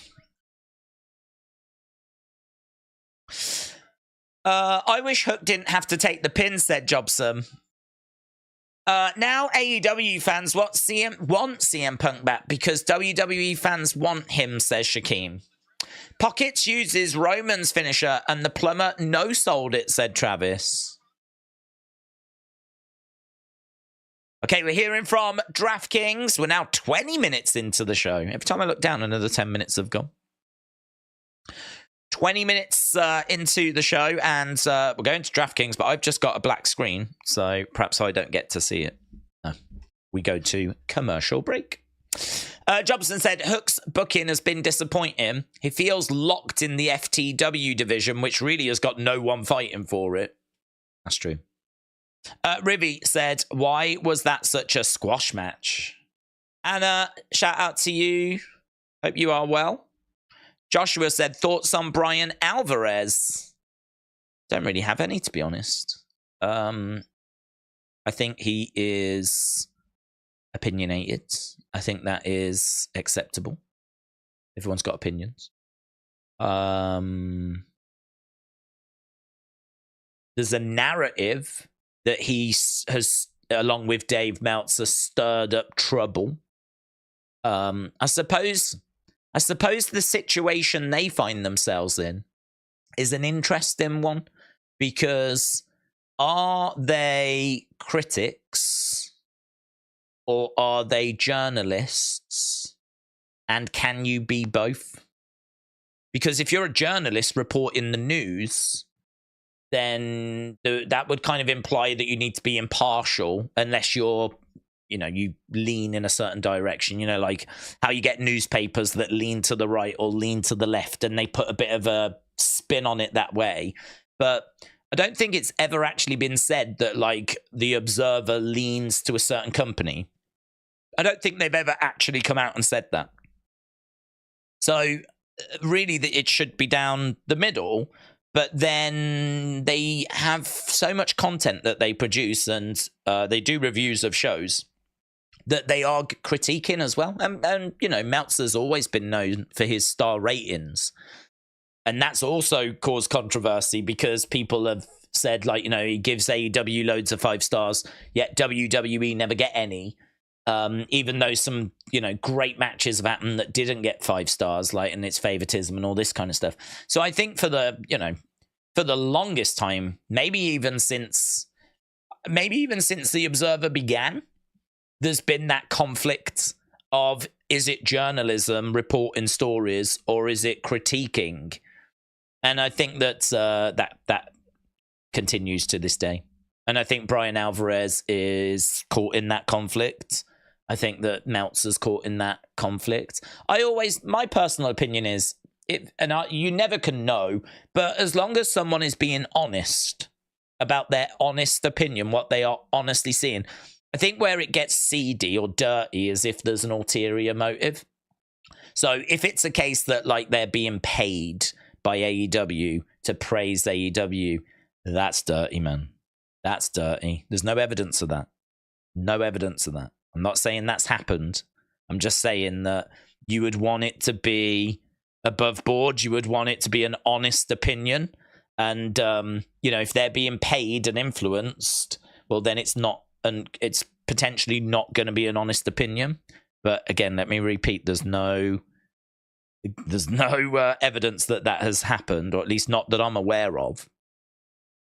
So I don't really have an opinion, to be honest. I don't really listen to Wrestling Observer Radio. I'm not subscribed to the Observer. So I don't really have an opinion. But I think that there is definitely a lot of people that think that Alvarez and Meltzer lean a certain way and favor something a bit more than something else. And maybe they do. Maybe they do. We know that Meltzer does enjoy Japanese wrestling, and that style, that's something that appeals to him. And I don't think the WWE style really does. So, that probably does influence the star ratings. But then if you know that, why continually get upset about it? If you know that that's how he feels, that's how he feels. So why continually say that he's biased and all that kind of stuff? Why not just stop listening and stop reading and just leave him to it? So I don't know. There is a conflict there. I understand that. I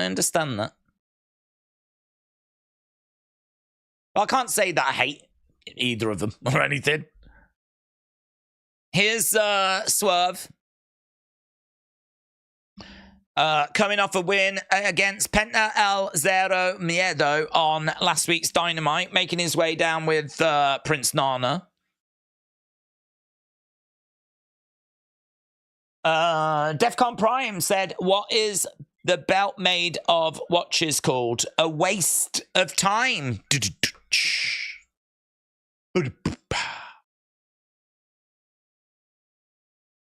Okay, I like Swerve. I don't need Nana dancing around like he does.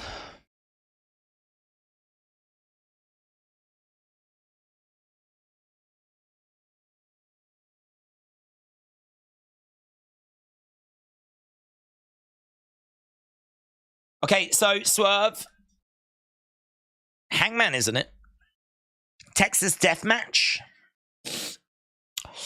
I've got a huge headache and a stomach virus. Oh, I'm sorry to hear that, John. Pray for me. I'm sorry to hear that. Sucks. When you're not feeling great, that sucks. Swerve. Staring over at Hangman. I really want Swerve to get the victory. I want him to win. I want the win to be convincing.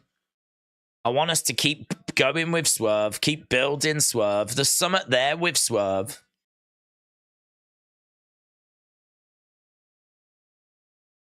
If either man attacks the other, then both will be suspended.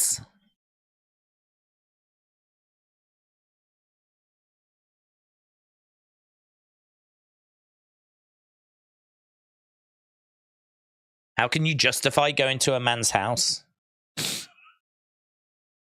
Here's Hangman.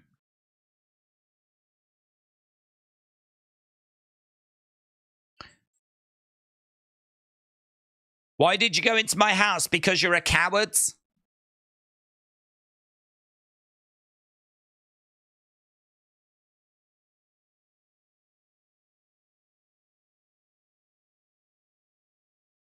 You're dumber today than you were 2 years ago when your dumbass got fired.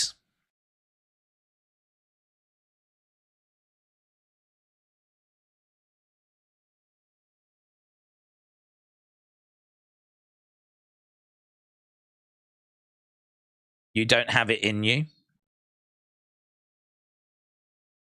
You can't cut it.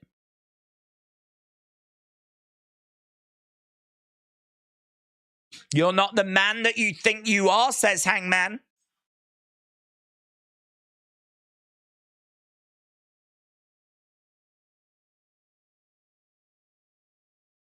You wanted to make this personal. What did he just say? Something about Vince?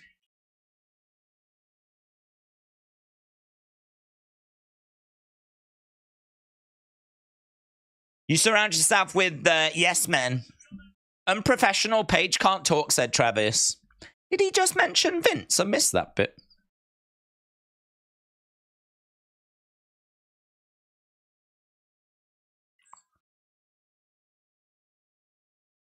Nana comes out here with his funny dance.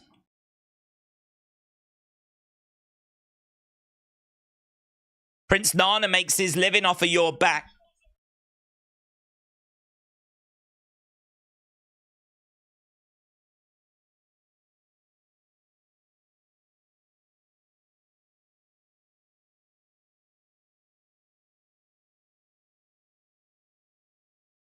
What is this?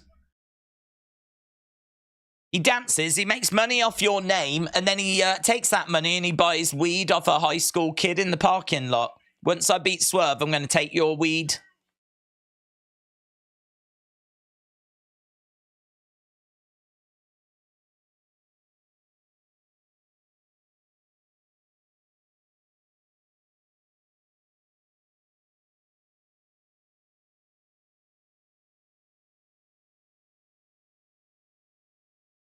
You should never have come into my house.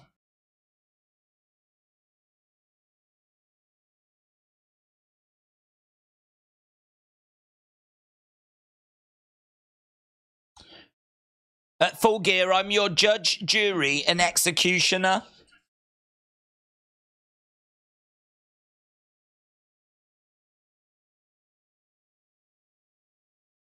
Hangman throws the microphone down.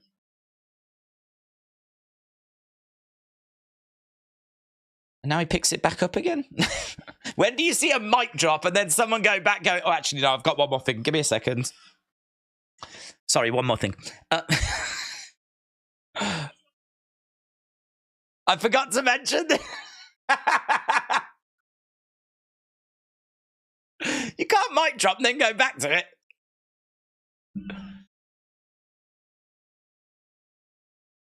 So he nails Prince Nana.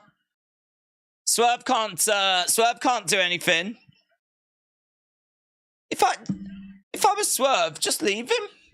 Just leave him. The dude's a dancing clown. Just leave him. I'm bothered. I'm a heel. If I'm Swerve, I'm a heel. I'd stand there laughing. You think that bothers me? You think that bothers me?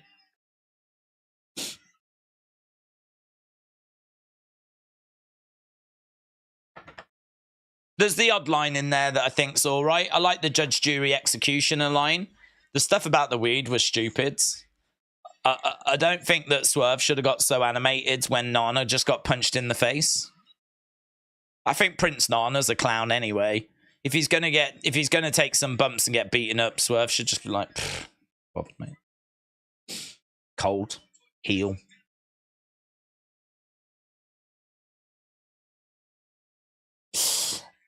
Mitchell said Nana should be nowhere near this blood feud. Travis said unprofessional Paige would talk about kids like the Bucks and Omega. I don't care what you think, said I'd prefer MJF to be in the devil mask, but a return at Survivor Series would be epic. Okay, we're backstage with Roderick Strong and Renee. Oh, no, that's not Renee. I thought it was Renee. I didn't look at her face. I don't know who that is, actually. I don't know her name. Not Renee. It's not Renee.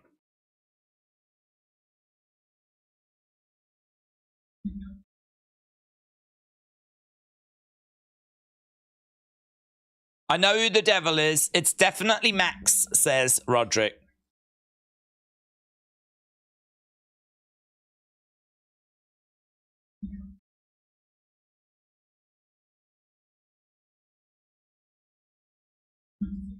You're not around here. You're not seeing what I'm seeing. Why have they got the giraffe in the background?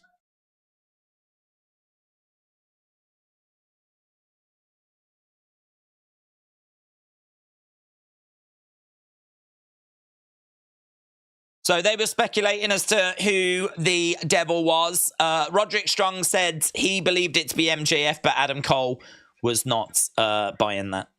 Sky Blue is here. We're going to Sky Blue against Red Velvet. It's a battle of the colours. Dream match. Sky Blue versus Red Velvet.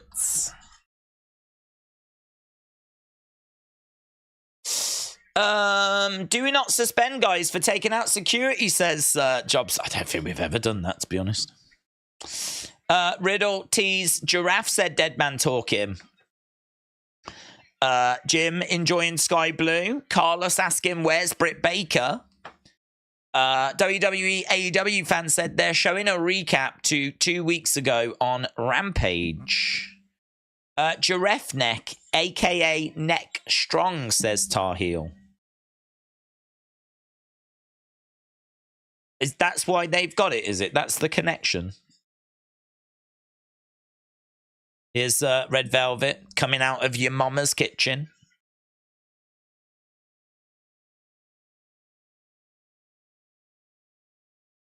Ruby, Ruby, Ruby, Ruby Soho. Right, Bella sounded. Sky Blue over the one side and Red Velvet over the other. Congratulations to Corey and his wife Carmella on the new baby, says Anna. Juan said, why Skye not same with the crowd? Is she a heel? They are doing she's sort of turning thing. She got misted. And they're sort of kind of making out that it's bringing out her darker side.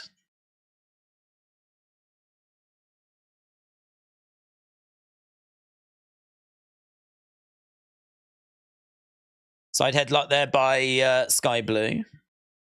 Back up on her feet. Going round the back.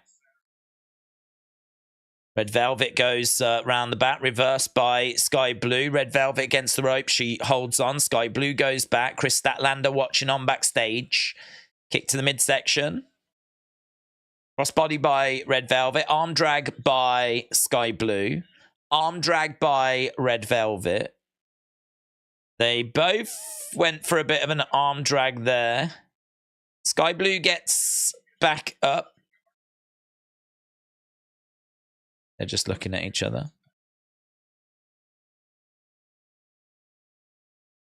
Red Velvet goes against the ropes. How did that connect? How did she manage to do a stand-in moonsault? All she did was just take Skye Blue's legs away from her. Skye Blue went down. How would that lead to a standing moonsault? She was nowhere near, like, rocked enough to... Come on. It doesn't matter. Kick coming in by Red Velvet. Let's go, Red Velvet, said Aaron. Red Velvet has got her foot in the face of Skye Blue. She grabs Skye Blue, flips her over. Red Velvet going against the ropes. Drop kick. 1, 2. Kick out by Skye Blue. She gets her shoulder up. Red Velvet is a little frustrated at not getting the 3 count. Skye Blue rolls out the ring, goes to the entrance ramp. Red Velvet getting up to her feet. Red Velvet goes against the... I'm glad that she didn't do that. Skye Blue went to the outside. She was absolutely fine. So why would Red Velvet start going against the ropes like she's going to go and do a suicide dive when Skye Blue could just move out the way? So I'm glad she didn't. She went for it, but she stopped herself.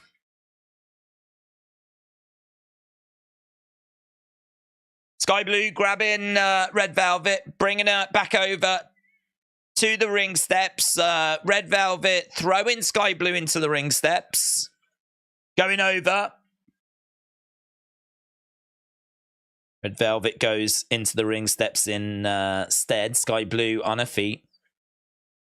Grabbing Red Velvet. Red Velvet getting hurled into the edge of the ring.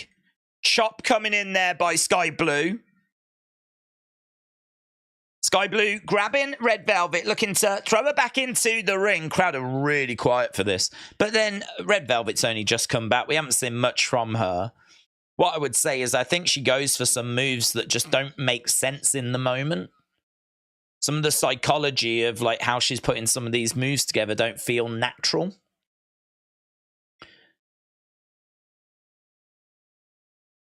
Skye Blue is on top of Red Velvet, throwing in some shots.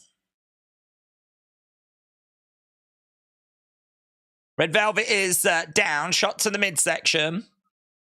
Forearm looked rubbish from Red Velvet. Chop coming in there. Forearm to the back by Skye Blue.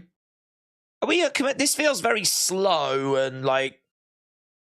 Are we at commercial break? This feels like we could be at commercial break. Foot in the throat there by Skye Blue. Skye Blue going against the ropes. Big boot. What did she say?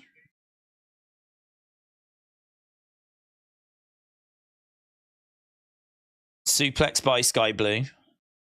I'm sorry, these two women are just not pros. Mox kneeling and getting kicked was ridiculous, says William. Skye Booty, said Ribby. The pace of this is super slow as well, isn't it? Like, there's a lot of just strikes in here. The crowd are absolutely dead for this.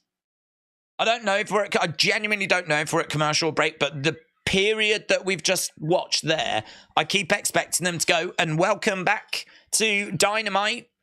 We're underway with Red Velvet, Skye Blue. I'm waiting. This feels like dark.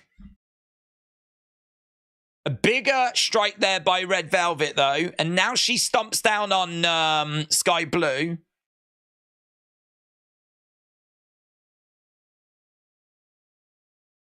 Taking her time to climb up.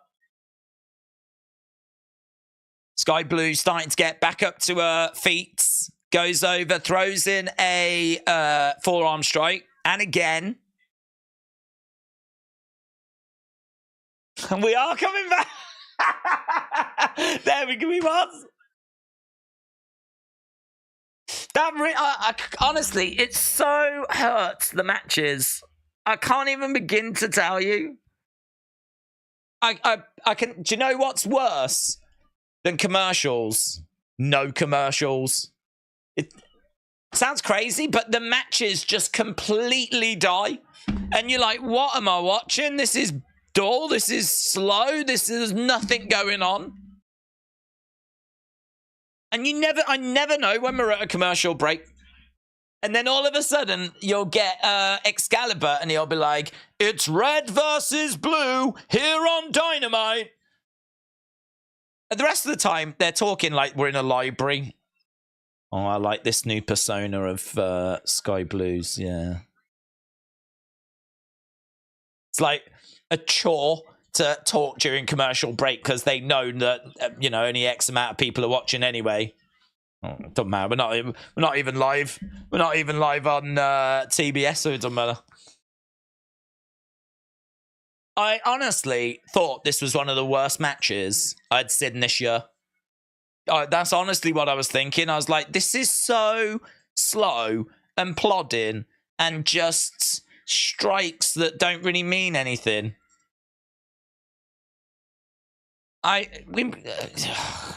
It sucks. Being at commercial break and watching the action, I promise you're missing nothing. Every time you go to commercial, you should absolutely thank the Lord. Because the alternative is horrifying.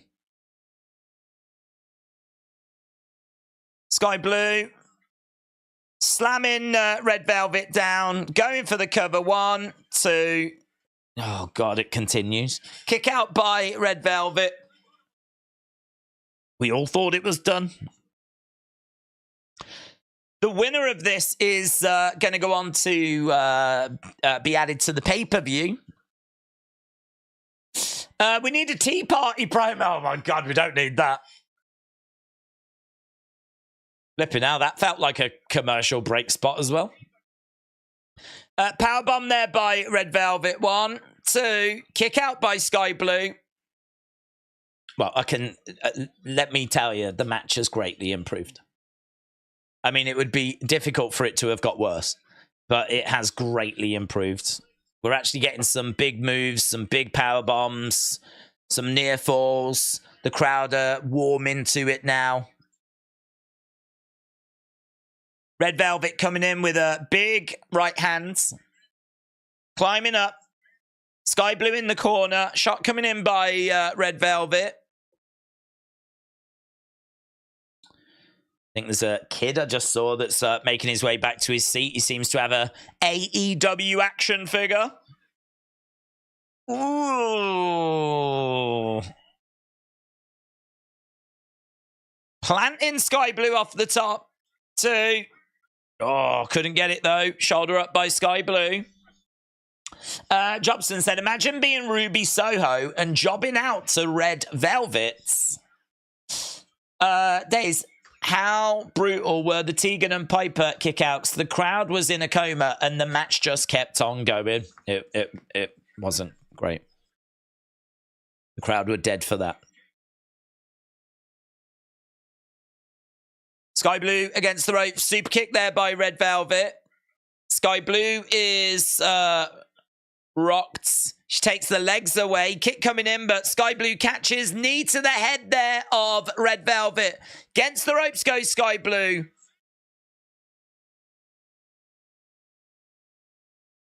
That code blue looks rough, doesn't it?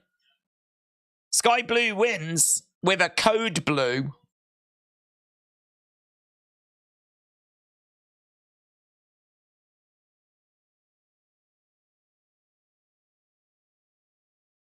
So, Julia Hart, Chris Statlander, Skye Blue for the TBS Championship. Sign in the crowd says, more Texas Chainsaw Death matches. That's what we need. They got a solid spot fest, said Jobson. Skye Blue wins. The match has picked up. Yep. It did.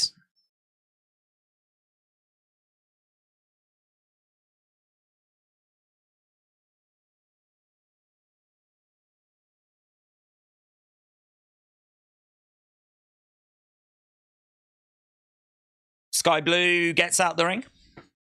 Goes up the entrance ramp. Oh, wow.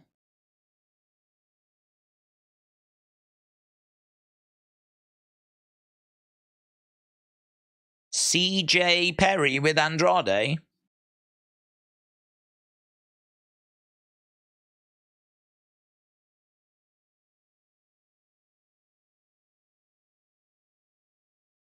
She doesn't bring just the worst out of herself. She brings the worst out of me too.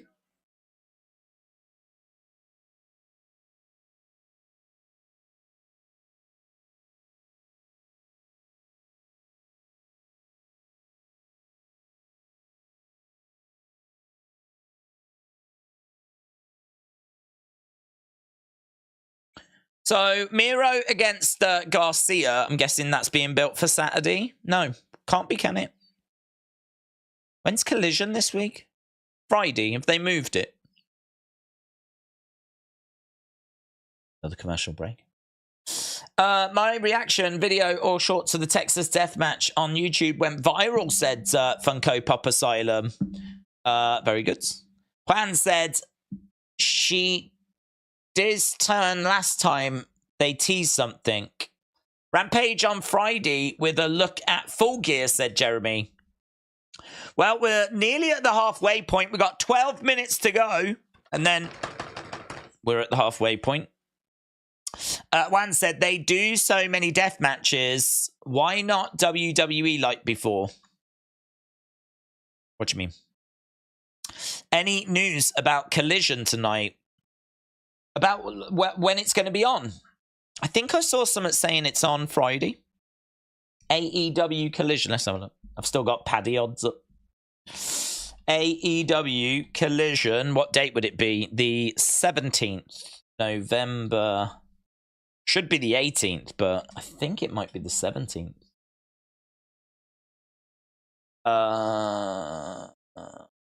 On Friday the 17th, Saturday the 18th. It's two massive nights.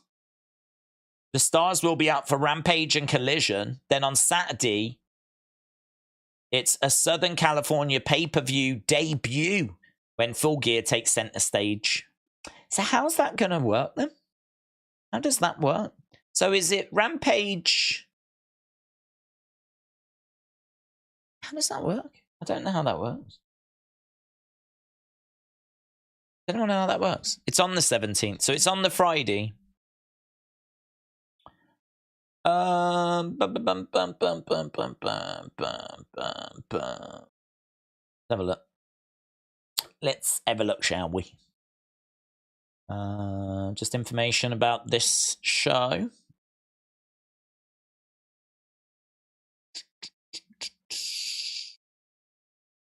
Where are you, Collision? Where are you? Oh, there's a better graphic there as well. Oh, that dropped an hour ago. So we'd already gone live by the time that dropped.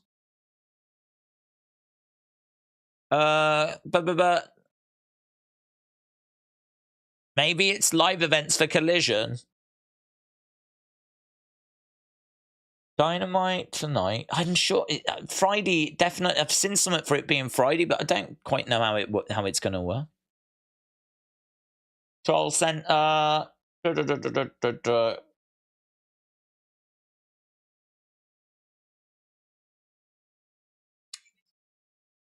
know. We'll have to have a look and see if they mention it.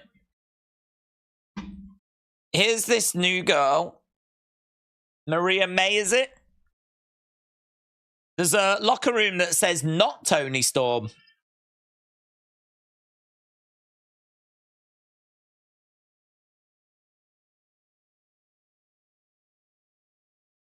Tony Storm is on a chaise lounge.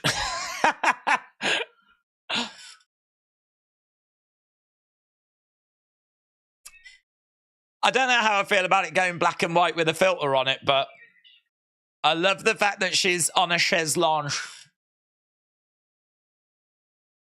Nice to meet you, darling.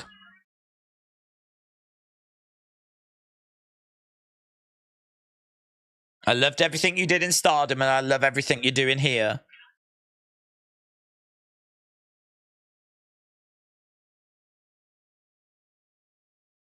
If you need anything, let me know. Lofa? Book me a tune-up match for Friday. Yeah, I don't know how I feel about them just suddenly randomly putting on a black and white filter. But she is fun. She is fun. Oh, they do it after Rampage most times, says Juan. So we do 1 hour Rampage followed by 2 hour Collision.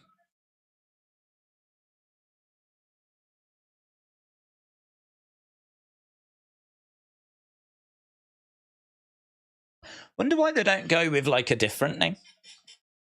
You know, like the Full Gear. I don't know what you'd call it. Do you remember they used to do like SummerSlam Spectacular? And that was like a special show that kind of built towards. And they did a March to WrestleMania show as well, a couple of times, where it would be like a 2 hour show and it would have matches on and they would preview the big matches coming up. Why don't they do that? March to Full Gear? 3 hour block rather than an hour of Rampage and 2 hours of Collision. Who's this? That's Mojo. It's Mojo against some old dude.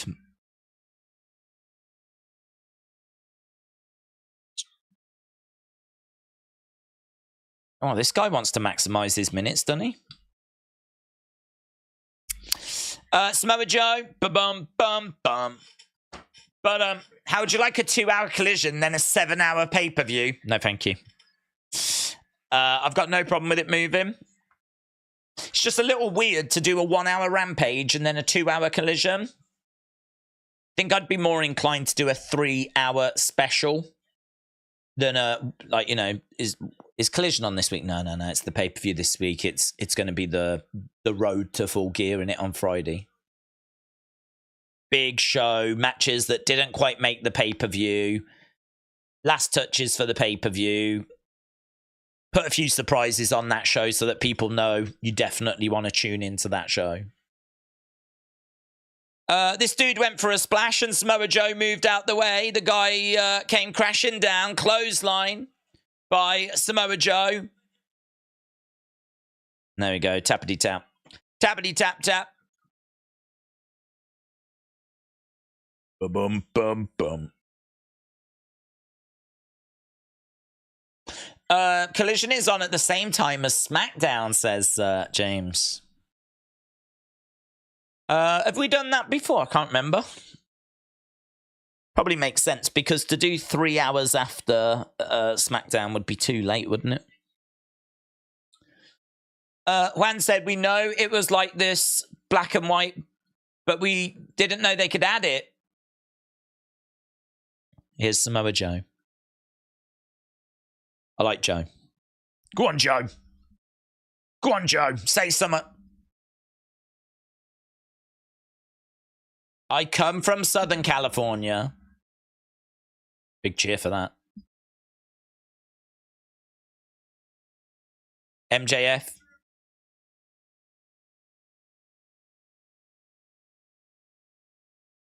I extend my offer of friendship.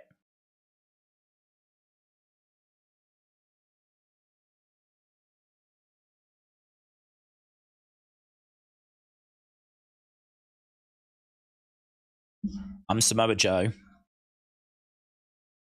And I am inevitable. So what's the story there? So he'll help MJF defend the Ring of Honor titles. Tag titles. Does he get a title shot in response? I don't mind that. The only thing I would question is, why are we allowing all these different potential partners for MJF to defend the tag titles?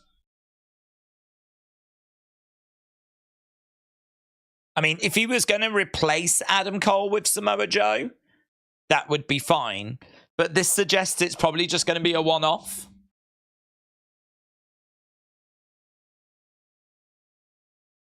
Round robin. World's End.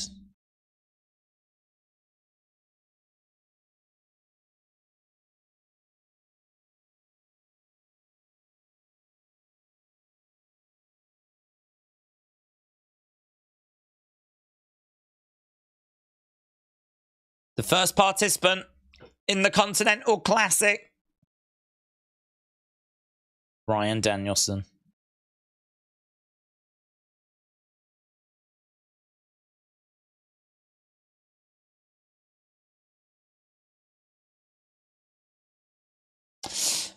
Another pointless tournament, said James. They're telegraphing that MJF won't lose for a while, says Here Is the Thing. He'll help MJF if he gets the title shot. That's what she said. Said, Days, you're not from Southern California. Well spotted. Good work. Kian said, I hope you're having a good stream. Apparently people are thinking that the open challenge that Shinsuke has issued on Raw, they think that CM Punk's going to answer it. Yeah, but what people? What people are thinking this? Here is Penta and Komander.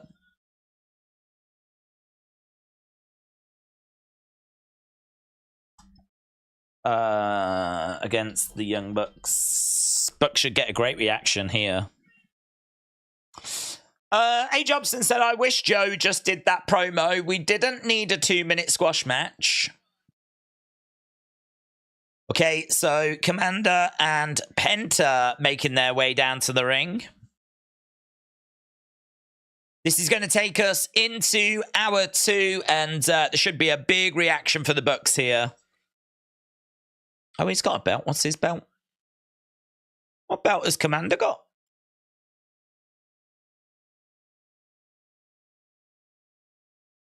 Is that a AAA belt?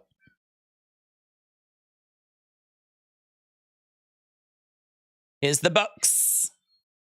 How do you know about a death card? Did you get a tarot reading? Nah, I think everyone knows about the death card, don't they? Tarot cards have been in TV shows and films and whatever.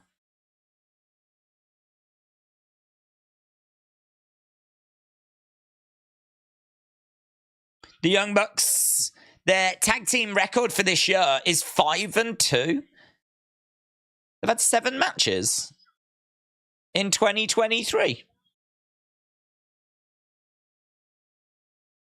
There's Ma and Pa Buck.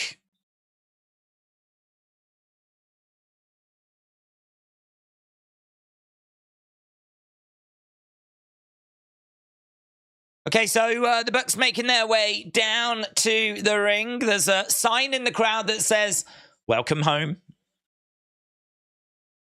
This Saturday, the Golden Jets of Kenny Omega and Chris Jericho take on the Young Bucks. It's time for the booking committee, a.k.a. the unprofessional EVPs, to bury another team, said Travis. Roddy said the Trampoline Cowboys. Fred said everyone in AEW has got a belt except for Joe. Well, he had a belt, but he left it on the floor, didn't he? I don't want this anymore. Who is Komander? Commander Aziz. It's just Komander. Just Komander, innit? From Mexico. There was a... Okay, we are underway. It's Nick Jackson, I believe, that's starting us off. Mike said halftime scores. Yeah, go on then. It is. We normally wait for the commercial break, but scores, everybody. It's the halftime scores. I really want to know your halftime scores. Put it in the chat. Halftime scores, everybody. It's the halftime scores. Are you happy? It's the halftime scores. Are you happy or you sad? Halftime scores, everybody. It's the halftime scores. I should get that recorded. If I got it recorded, I could just press play then. Just sit here like this. 9. Thanks, Denise. Appreciate it, bud. There we go. All the scores firing. Oh, here they come. Danny, 6.5. Jobson said 6. Mike said 6.9. K-pop lover with a 10. Travis with a 7. 7 for Travis is loving it. Travis is a diehard AEW fan. Rivy with a 4.2. That's what she said with a 6. William said, psst, Don't let Days know my plan. Zoom Station with a 6.5. It's ain't going to be a brutal 2.5 out of 10. It's been trash, said Christopher. Greg with an 8. Anthony with a 10. Jeremy with a 1.9. Rivy with a 4.2. Fred with a 2. Michael with a 7. Dead Man Talking with a 6. Wardy said the match is going to be a ratings killer. Alex said Days has got a twin. How have I? I've got a twin. Bucks going over upside down, kick in the face. Travis said, I said 7. I know. Travis, shout out to you. Ledge Killer with a 6. Sonny with a 5. Watson said 6 tall poles. Scooby said Bryan Danielson's orbital bone was broken. His wife, he forgot to take out the trash. Is that how it happens? Probably deserves it. Hacker of Tomorrow with a 5. Jeremy said, no exciting matches. I'm here for the big show match. Oh, yeah, I forgot about that. Well, Mitchell said, this show has been a 5-2-5. I thought the Sky Blue match picked up, but what about you? I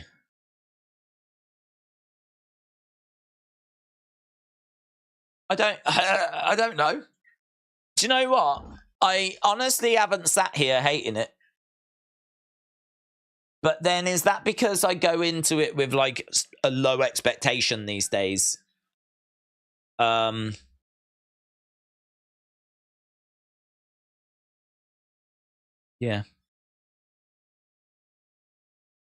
What has there that's been really good?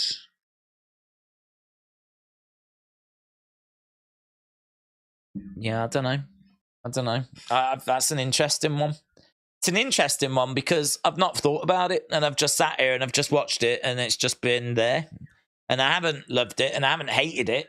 So I feel like a 5 would be fair. 5.5, something like that. But then I don't know what I've enjoyed, to be honest. I like seeing Swerve. And there was a few moments in that were all right.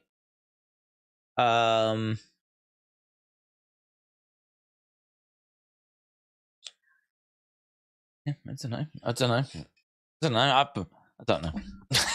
I don't know. I'll go with a 5. There we go. John said 515. It's a bit forgettable. WWE AEW fan said 4.5 out of 5. Travis, how did you get to 7, buds? How did you get to 7? Travis is normally down on the show. Jeremy said a lot of pressure on AEW this week. There's some nervousness, and I seriously, though, to be a wrestler. Days, I think you've been desensitized. I think I have as well, actually. I definitely go into these like, come on. It's going to be, there'll be some stuff here. And then if there's just bits that just don't really do much for me, I just let it sort of wash over me. Knee strike there by the Bucks. I mean, we do have to remember it's a go home. We do have to remember that. Let's remember it's a go home. So, they can't really do anything all that exciting. Because the final touches have already been put in place, haven't they? Tony Khan said, I wanted you to go in with the low expectation. You criticize AEW more than WWE. You watch the same main event each week on Raw, and you complain about a fresh show on a Wednesday. Yeah, but if you're going to serve up fresh dog doo-doo, then I'd rather just have the flipping same, pasta that I get on a Monday. If the alternative is, here's another plate of pasta, I'm like, oh God, I don't want any more pasta. But then the alternative is on a Wednesday, here's a plate of snails. I'll probably take the pasta, won't I?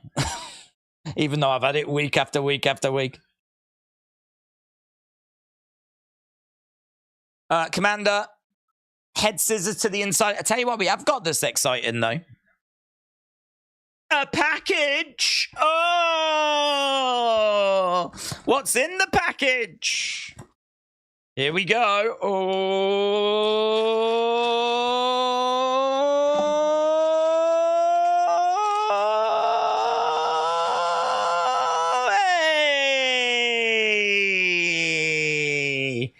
only a flipping man of his words. Can you believe it? Big thank you to everyone that's donated and made that possible. The Rainmaker. It's nice, isn't it? Loads of detail on it. And there's the back. Look, what's it say on the back, actually? King of the Rainmaker or something? Don't know. K-O-R-M. R-M is Rainmaker. Rainmaker! These are those micro brawlers. We had a big conversation on it last week. 1, 2, Bucks make the save. And that's the Okada one.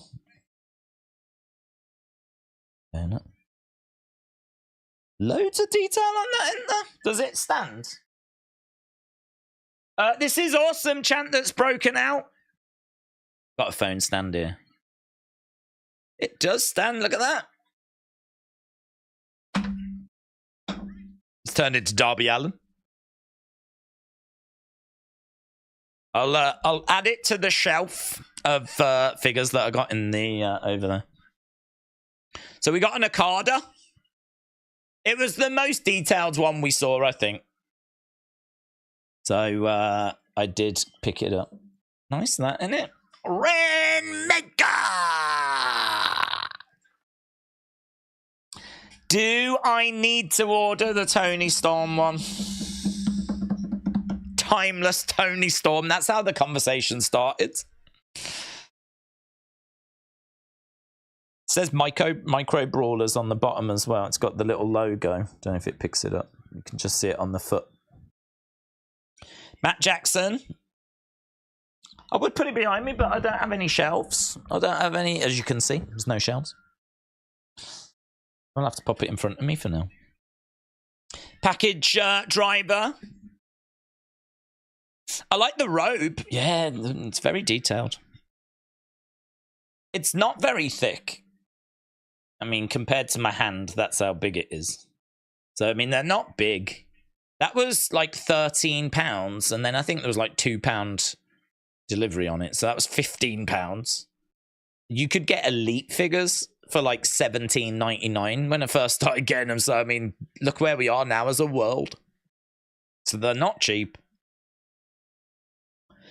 But they are detailed. Sonny said, would you like another reading this time through tarot or just oracle? I'm still freaked out. I'm still freaked out from last time, Sonny. I think if we push our luck, it might start getting less accurate. Komander planting Nick Jackson. Penta slamming down Matt Jackson. 1, 2. Shoulder up. Shoulder up. Jobson said, Sammy feels like the spiritual successor to Daniel Bryan, one of WWE's best wrestlers who got over after breaking away from a heel faction, and his main focus is to destroy power-hungry groups. I agree. It does feel like they are leaning from the Bryan Danielson, Daniel Bryan playbook. Tony Khan said, does AEW give more surprises than WWE? Does AEW give better wrestling than WWE? What can I do to make the show better? Add more comedy, ? I feel like we've spoken so much, probably more than any other topic about what we would like to see AEW doing going forwards. But genuinely, no, we don't need more comedy. We need to dial down the silliness, turn up the kind of sports-based presentation a bit more, and find some more creative stories, and kind of take it from there and see where we get to. Oof. So, no, definitely not more comedy.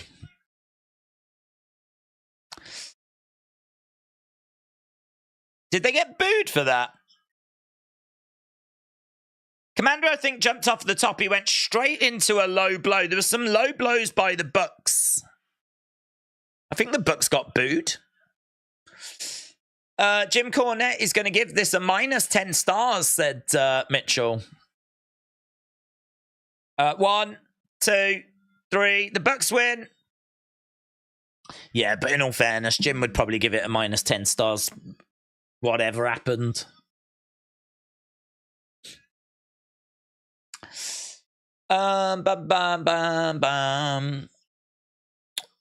Needs longer Young Buck matches. More super kicks, more Meltzer drivers. Everyone wants to see this unique, subtle selling that the Bucks do. Imagine how they would batter peak Road Warriors. But I tell you what, I remember the Road Warriors in their peak, and they would always say, not during their promos, but you can find footage of them going, I wish we were the Bucks. I wish we were as over as the Bucks. Which is mental, because the Bucks weren't even active at that time. But that is how good the Road Warriors were. They could see into the future of the business. Right, we've gone to commercial break. I'm not a Bucks fan. That was never going to do it for me. But you had to put them on this card. We're in their hometown. So, and the crowds seem to be more animated for that than they were for other things tonight. So, fine. No complaints. What else coming up? Well, that's not this week's show, is it? That's not this week's show at all. Neither is that. Or that. What's that? Why did we have that? We were making a point about empty seats at WWE shows. Where is it? Where have I put it? There it is. What else have we got? Red Velvet, Sky Blue. Done. Hearing from MJF? Not yet. Young Bucks, Penta and Komander? Done. Moxley, Wheeler Yuta, Orange Cassidy, Hook? Done.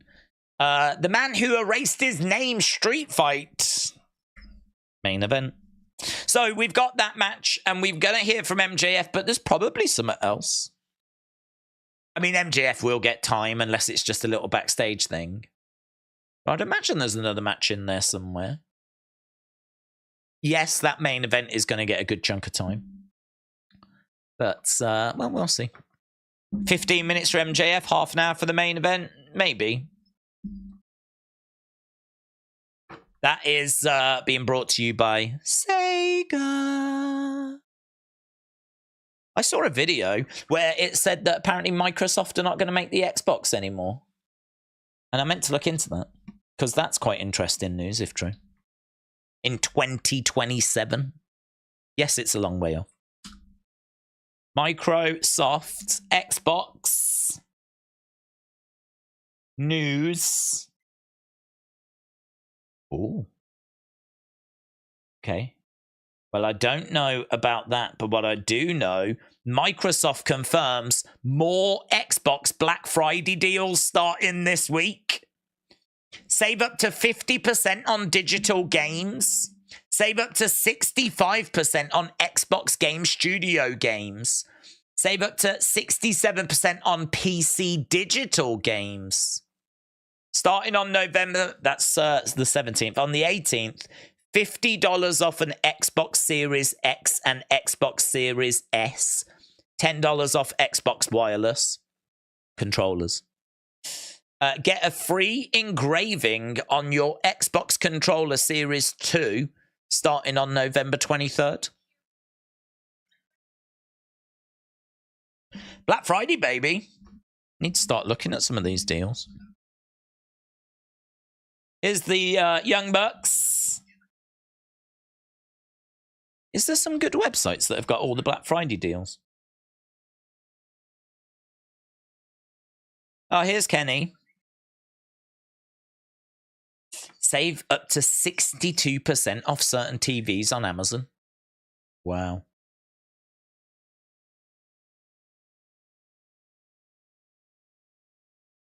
Our heat isn't with you, it's with Jericho. Hey, there's some good discounts here. I'll show you some of this in a sec.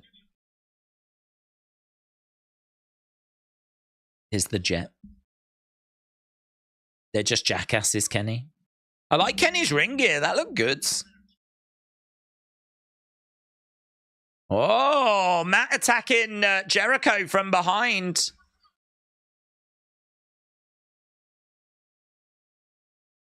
We just wanted to talk. Oh, his ring gear is Sega. His ring gear is the Gaiden. It's got like loads of Japanese dragons and all stuff. I look good. Right, I said I'd show these deals. Look at some of these, man. So Sony headphones, $90 down to $45. Ring doorbell, $145 to $50.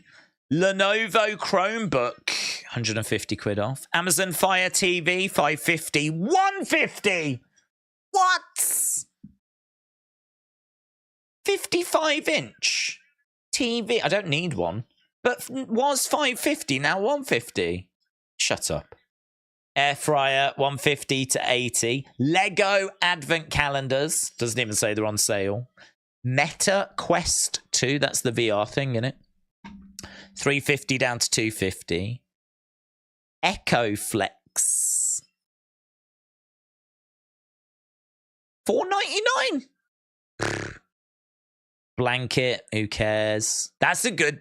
We've got that air fryer. This is the air fryer we've got, and we paid $220 for it. And now it's $170. Blink Mini. Don't know what that is. Some camera. Security camera. Switch Sports. 3 months of Switch Online. Super Mario Brothers Wonder. Mario Kart 8 Deluxe. $280. It's not a massive saving. That. Well, it's all right. Easy Fry. Massive TV. Oh, we have got another match. Microsoft Surface Pro 9 plus Pro Signature type cover, $899.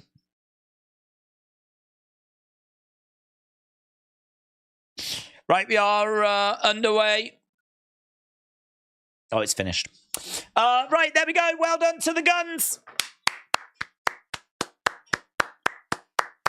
Well done to the guns. Bang, bang. Bangy, bang, bang.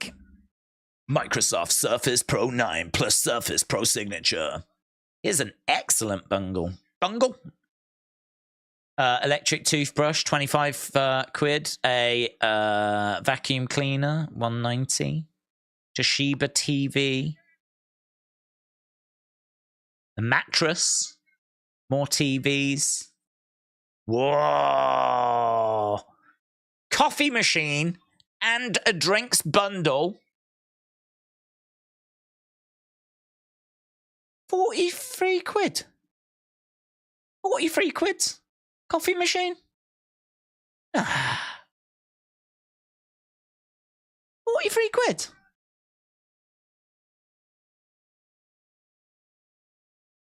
Guns up.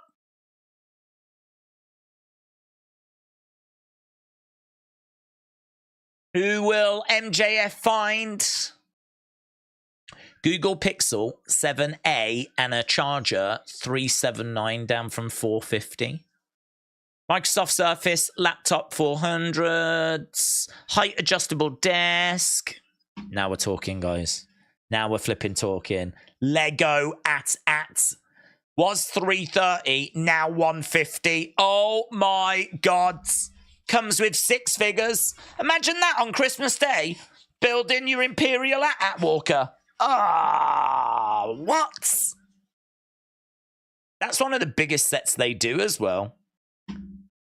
Guns up. Daisy's going shopping.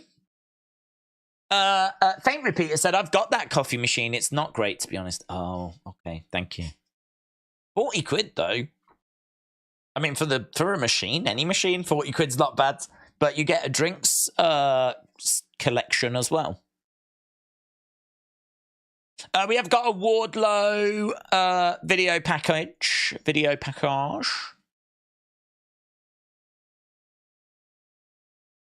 He is coming. There's the devil. So I got to see the devil. I think the devil's Tony Khan. In every sense. Okay, what's this? What's going on? We got like things around ringside area.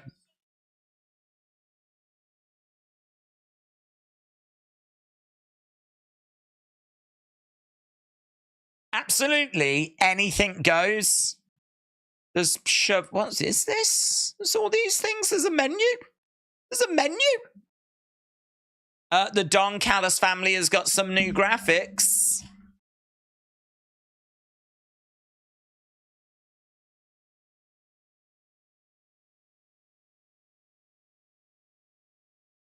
Street fight. The Don Callis family making their way down. Street fight is starting.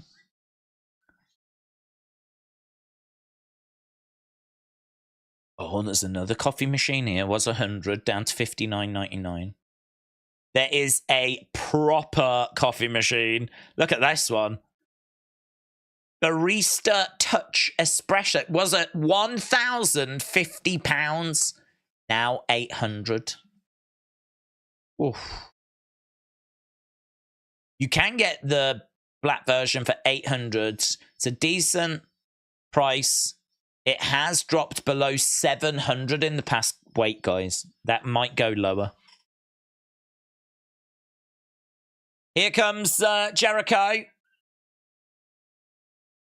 That looks serious, man. That looks like the kind of thing you'd get in a proper coffee shop. Here is the Occo, the Le Champion. Is Brian Cage dressed up like Sonic the Hedgehog? Oh, God, I didn't see, but I hope so. I hope so. If it's like a tribute to Sega, that would be fantastic. Who else did they have? Did they do Parappa the Rapper? Could someone come out dressed as Parappa the Rapper? That'd be perfect for Max Caster. Okay, we got Judas playing. Mama. Mama. I'm coming. Come on. If you can't beat them, join them. Did anyone else see the entrance of the Golden Jet as a parody of an unused promo of Evolution walking in the street with Jindrak, says Defcon Prime. I was looking at Black Friday deals. Here is Kenny. And Kota. Where the hell is Tails? That's a good question, man. That's a good question. If Brian Cage is Sonic, where the flip is Tails? Where's Knuckles? Where's Dr. Robotnik, you cowards?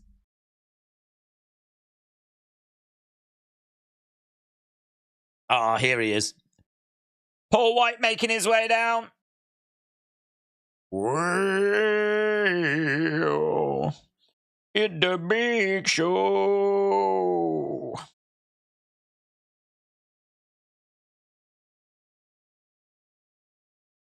Okay, Street Fight is underway. Oh, is he meant to be Sonic? I don't know that he is. Tonight's Street Fight is presented by Like a Dragon Gaiden, the man who erased his name. This is early, isn't it, man? We still got half an hour of the show to go. There's Paul White. Shot to the midsection of Brian Cage. Is he meant to be Sonic?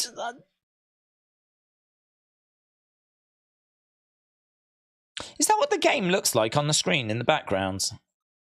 It's excellent graphics, if so. I'd imagine it probably is. Like, PS5 have got some great graphics.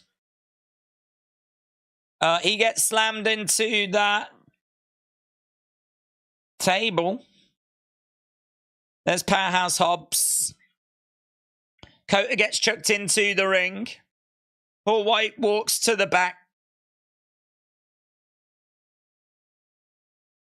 Jericho has got a basket. I like the images on the screen. Looks good. Carl Fletcher is dead already. He will be missed. He will be missed. Aubrey, the ref for this one. Shot coming in there by Takeshita. Takeshita in there with Kota. And again.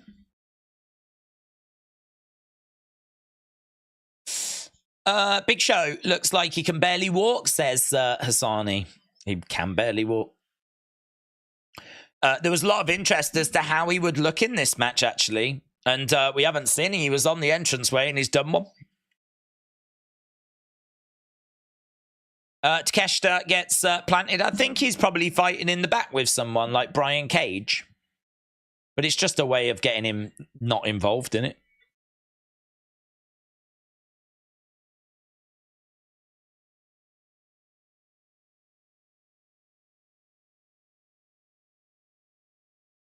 Kota and Kenny are in the ring. What are we doing?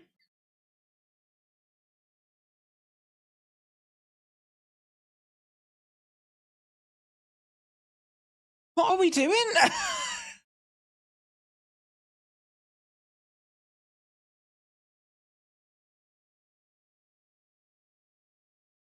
That took forever to set up.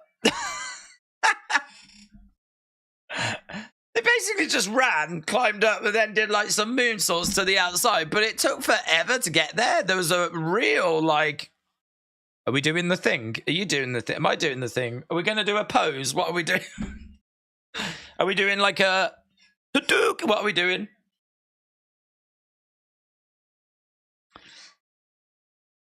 Jericho is on the outside, goes over to Brian Cage. He's got Streets of... nah, he must be based on someone out of Streets of Rage. He must be based on the dude out of Streets of Rage. So he's got the logo on his backside. And actually, now I'm thinking about it, there is a dude in Streets of Rage that's got a white t-shirt and like blue jeans, so... Oh, I wish he was Sonic. I really wanted him to be Sonic. Could you imagine? Could you imagine if when Paul White came out, he came out in a full-blown Sonic the Hedgehog costume? That would have been the best. That's pretty cool of Brian Cage to be dressed as the guy from Streets of Rage, though. Jim said, I miss Streets of Rage. Kota's on a bicycle. I'm not making this up. Kota Ibushi is on a bicycle.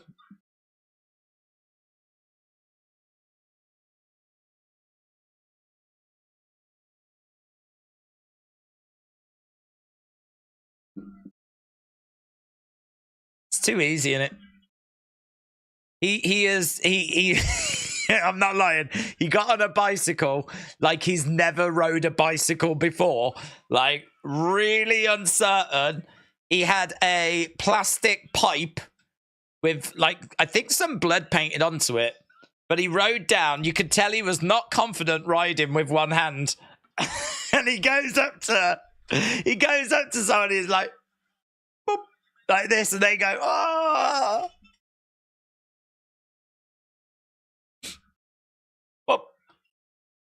It's, wow.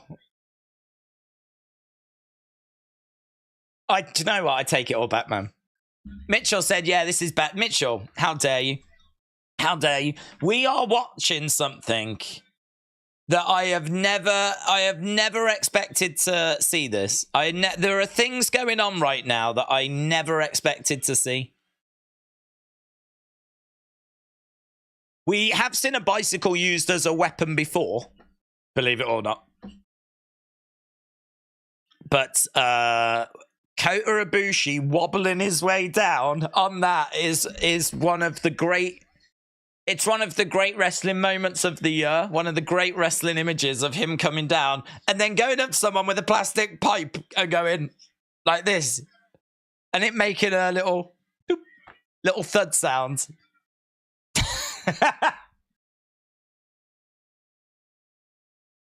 This is wrestling. This is wrestling. Let's go, man. Let's go. We don't know what's going to happen. Anything can happen. They said that at the start. Anything can happen. Shots coming in. How long have we got? We've still got 27 minutes, man. Carl Fletcher with a shovel. I think he just completely missed Kenny Omega, but it doesn't matter. Now we've got Jericho in the crowds with Takeshita. Chop coming in. These two exchanging blows in the crowds. Baseball bat being used to choke out Kenny by Brian Cage. We got fights everywhere. Paul White is down, by the way. Out back.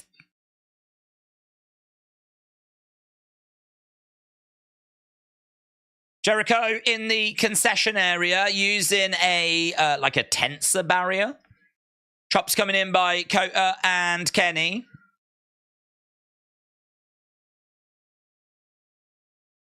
Again, they're walloping him with these crates. Now he's got... What did Jericho grab? Jericho just grabbed something from the concession stand.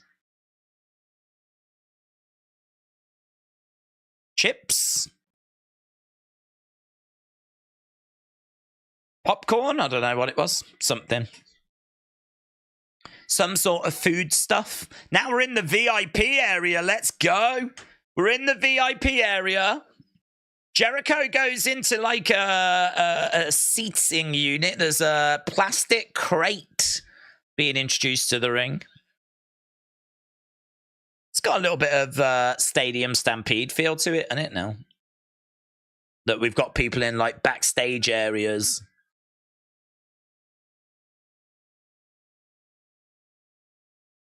Oh, were we at commercial break again? Didn't even know. Didn't even know. Food as a weapon. This show is bad. I feel horrible. If I time anyone out, I'm letting so much go by, says William. Just let the chat run wild, man. Let it go, let it go, let it go rogue. Let it do whatever it wants to do. If you're an AEW fan that is loving it, let us know, man. Put it in there. If you're a fan that's just thinking this is rubbish, let us know. If you think it's all right, let us know. Go crazy. Let it burn. Let it burn! Ah! Jericho is using his jacket. We've got a couple of tables being set up at ringsides. I think there will be a lot of memes made of the cycling. Jericho is still in the concourse. We've come out of the VIP area. Jericho goes down against the wall. We've got people getting back into the ring. Kenny with a shot to the midsection of Carl Fletcher. Carl Fletcher's alive! He's alive! I always like going into the concourse. Because I always think like, oh, if I was there, what food would I be able to get? What merch would I be able to get? I'd like to know like what my experience as a fan would be like. Never get to see the concourses. And that's where, you know, the merch is, the food is, the snacks are, the drinks are. You just get to see part of the fan experience that you don't normally see. So I always actually enjoy it when we go to the concourse. Like, look, I could get a Bud Light. I know that now. Didn't know that before. I could get a Bud Light. And actually, Takeshita's gone and grabbed one. We got a bottle in the ring. He's having a drink of the Bud Light. Knee strike by Omega. Ooh, Omega lands on his feet. Snapdragon suplex. Brian Cage goes down. What's that sign? Takeshita has got Jericho. Kenny with a bottle. Carl Fletcher, big forearm strike. Goes against the ropes. Cracked in the head with a bottle. Down goes Carl Fletcher. Did the bottle break? I didn't see the bottle break. What happened with the bottle? What's happened to his hand? What the hell's going on?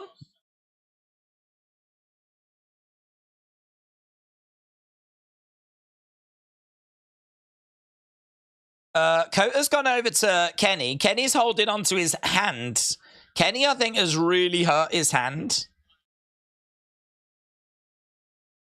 Now we've gone back over to the Bud Light stand. Are those like hard cells? Oh my god, he's on top of the refrigerator units! Oh my god! Takeshita comes down as Jericho sprays him with a fire extinguisher. Judas effects! Judas effects. Jericho's still like, oh my god.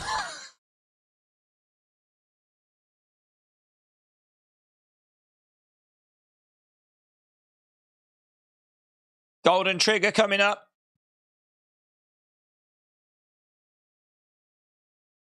Pushes him down. Someone's getting in. Powerhouse Hobbs. Clothesline. Both Omega and Kota go down.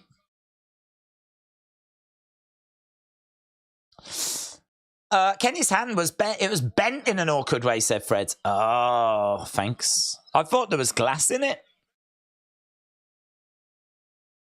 So he's bent it funny. There's blood. Don't feel like I've been seeing blood as much, actually. We didn't get blood in Moxley's match earlier, did we? That's interesting. Haven't really thought about it. Through the table goes Kenny. And through the table goes Brian Cage. Spinebuster there to Kota. Aubrey getting in the ring. Too many back and forth shots to focus on. Going backstage and then back to the ring. The camera won't stay in one place. OMG effing Lords. Here is Jericho. Jericho making his way back down to the ring. Beautiful suplex by Brian Cage. He did end up putting himself through the table, though. It's a silly Billy. Could he not have just, like, hurled Kenny?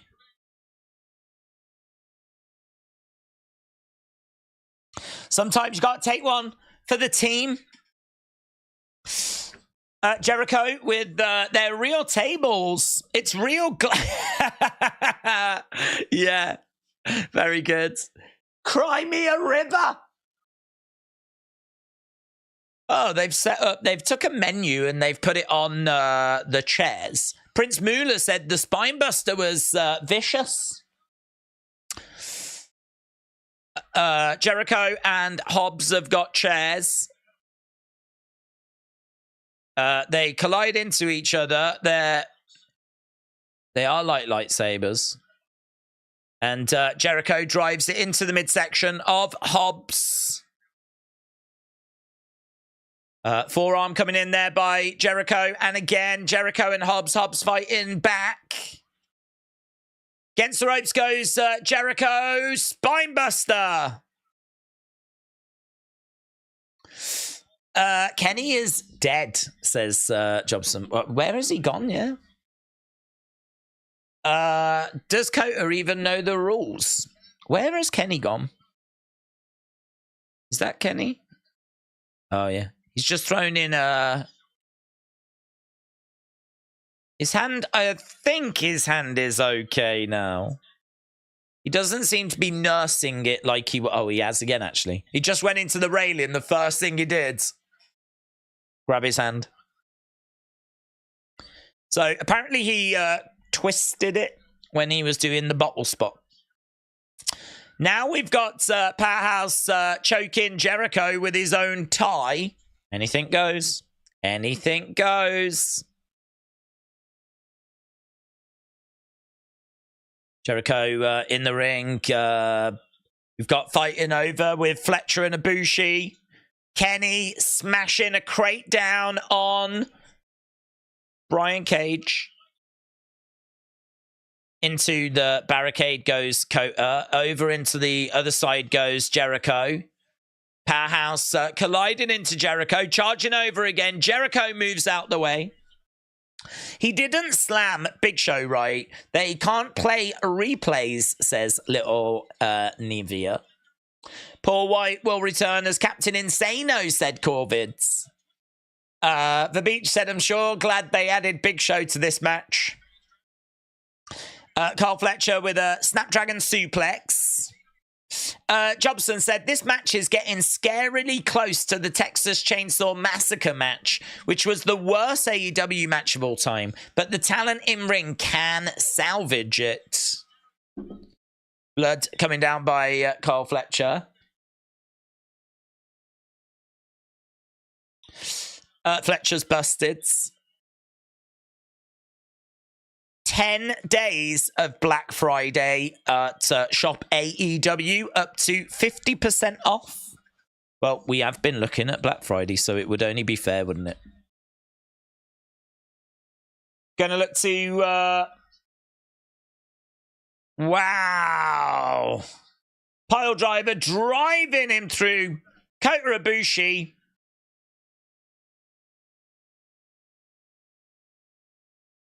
Holy ships.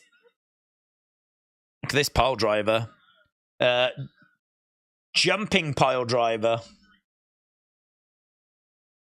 Oh, Black Friday, it starts tomorrow. 10 days of Black Friday. Starts at 1 p.m. UK time tomorrow. Judas effects. So we can't look at anything, to be honest. What the actual heck? Take that ticket information off screen, said Oration Minds. AEW is wrestling at a bingo hall. They're taping. Do you remember they did this before? It did not work, man. I think they've learnt from it. Do you remember before? Like, they taped it up. I don't know. I can't remember who they taped, but they just, like, didn't put enough on and easily got free. That's much better. Do something. Jericho puts tape over Powerhouse's mouth, and Jericho, Kenny is wrapping it round.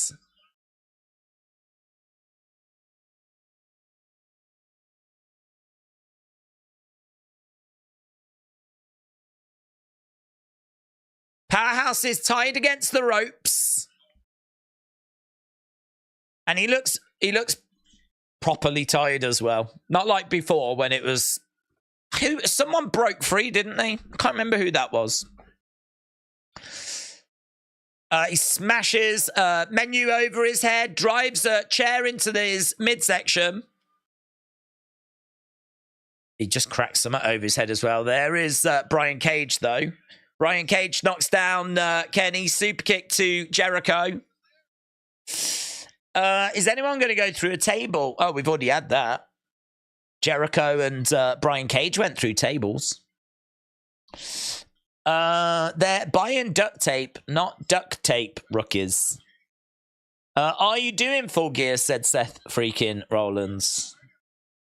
I'm leaning towards yes. Reverse Rana there by Kenny on Brian Cage. The match is very sports-like. UFC needs to take a leaf out of AEW style, says Here Is the Thing. Gets ropes, goes Kenny, knee strike. And 1-2 Powerhouse.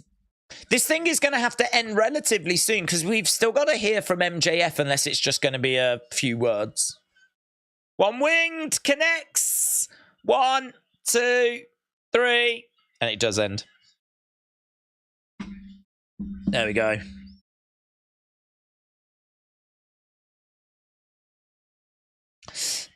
This match is just weird, says A. Jobson. Do Full Gear, says Danny D. Could you imagine a UFC match taking place outside the cage?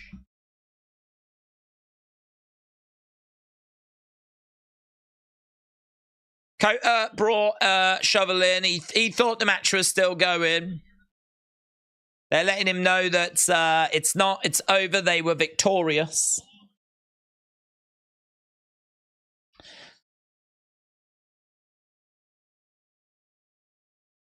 This match was on LSD. Millennial said, I'm puking all over the room. That's going to be a nightmare to clean up. He will do it, not because some people tell him to. Goldberg, War Games, F Full Gear. Kenny and Chris Jericho and Big Show win.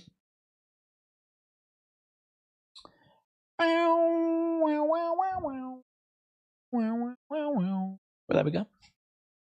What I will say is I thought the start was rough. I think it was a bit cheap having Big Show in that match when Big Show wasn't really in that match. I think the bicycle moment is the single greatest moment in the history of wrestling. I thought there was a lot going on. There was a lot of just things happening, but not really things that were that engaging. I think there are a few nice moments in there. I think there's a few nice spots in there, a few nice bits. And I agree that the talent was strong enough to ensure it didn't become the Texas Chainsaw Massacre match. So I would say that they managed to go all over the place with that. I think we've been absolutely everywhere. In every sense. I think there's goods. I think there's bads. I think there's stuff that didn't matter. I think there's loads going on backstage in the ring. From an action point of view, you feel like you've just watched something. Whether you think you've just watched something that was worth watching is up for interpretation. But I don't think it hit the depths of the Texas Chainsaw match, personally. But that bicycle moment, man. I would say that bicycle moment of Kota wobbling his way down on a bike and then bopping people with a plastic pipe, I would say that stands easily alongside Leatherface coming down with a chainsaw, swinging it round, like trying to look all scary. I would say that moment is right up there. So make of it whatever you will. It certainly was, in the words of Gorilla Monsoon, a happening. It was a happening. We witnessed a happening. Coming up next, MJF. It would be really great if something big was to happen here. It'd be really great if something like, oh my God, OMG.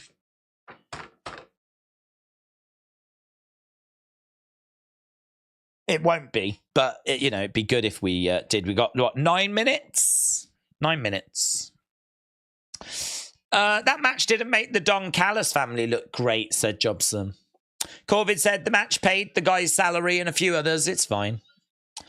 Mitchell said we needed Kota drinking tea whilst he was coming down. That segment. That NXT segment. Let us never speak of it again.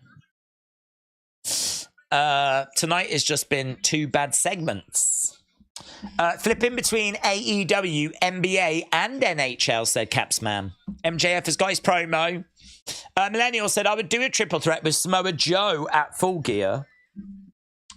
Roddy said, caught a personality hits and then a pop.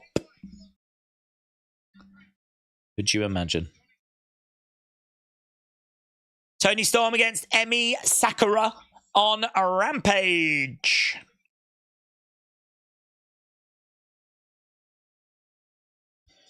Here comes MJF then. We're going to end this show with the AEW champion.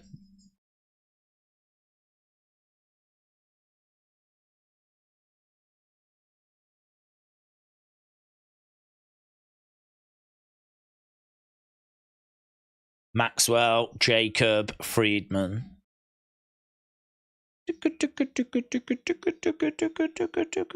MJF making his way down to the ring. He is the scumbag. There's a sign in the crowd that says scumbag.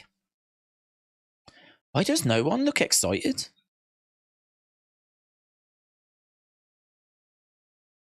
Oh, there we go. Now they're chanting. They were all just sat there.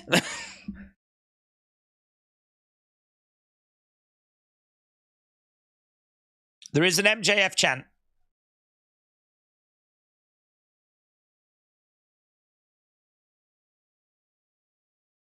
MJF for president. He's better than us.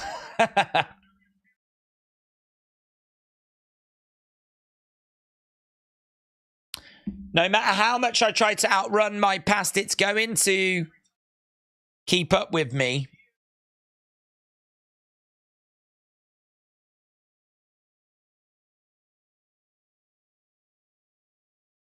Sometimes I feel cursed.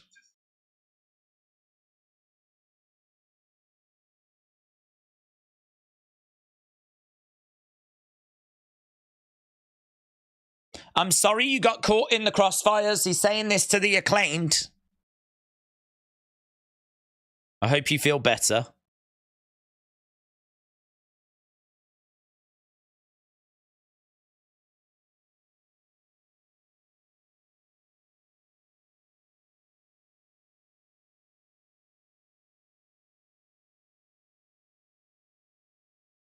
All I've ever wanted to be is a world champion. I'm proud to say I made it to the mountaintop.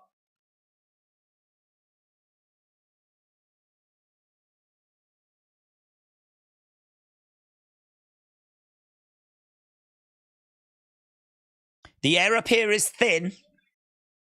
The top is lonely.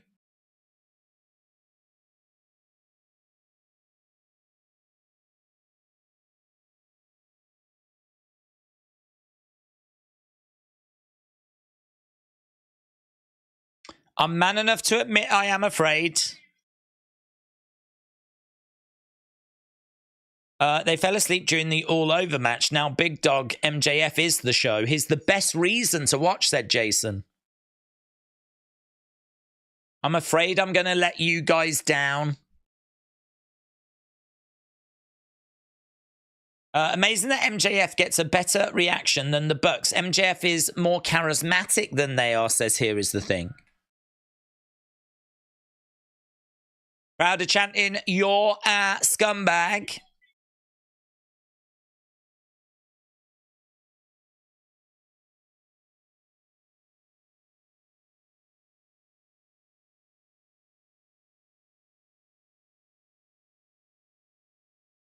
I'm afraid, but that doesn't mean I'm willing to quit, says MJF.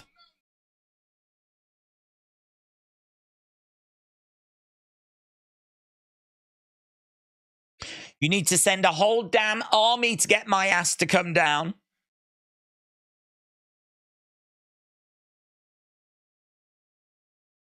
MJF Mania, said Zoom Station.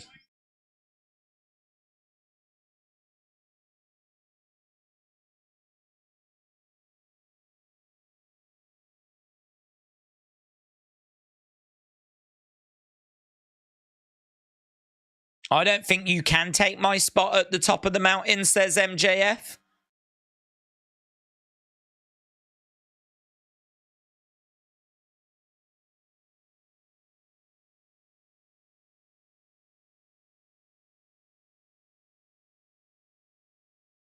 A message to the man. That's interesting. We don't know it's a man. I think that means it's a woman. Why would he say man and not person? My message to the man that stole my devil mask. and then it's revealed to be a woman. Maybe I'm thinking into that too much, but I think it's interesting. He says man.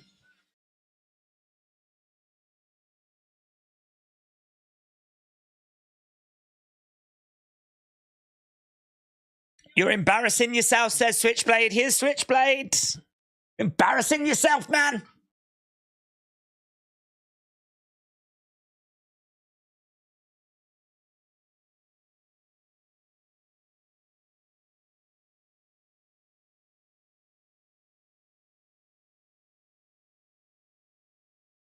You're not fooling anyone, especially me with your devil mask. Becky Lynch to AEW confirmed. You are the devil.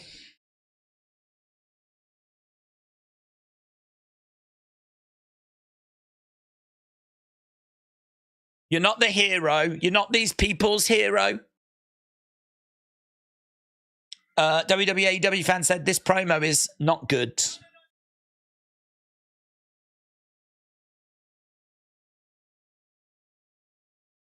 You mean nothing to them.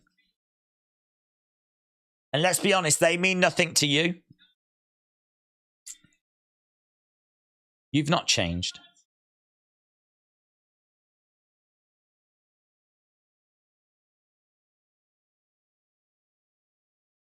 I know that you know. I know that you know.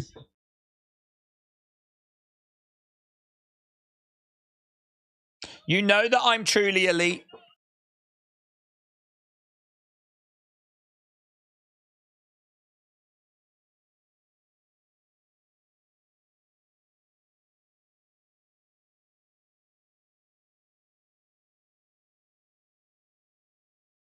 I got 2 words for you. Get him. Here's the Bang Bang Gang. Flipping the losers. Just getting... they better get the better of him. There's 3 of them. He got the better of him last time. I like Jay, but I prefer Juice on the microphone said, here is the thing. Thankfully, they have got the better of him.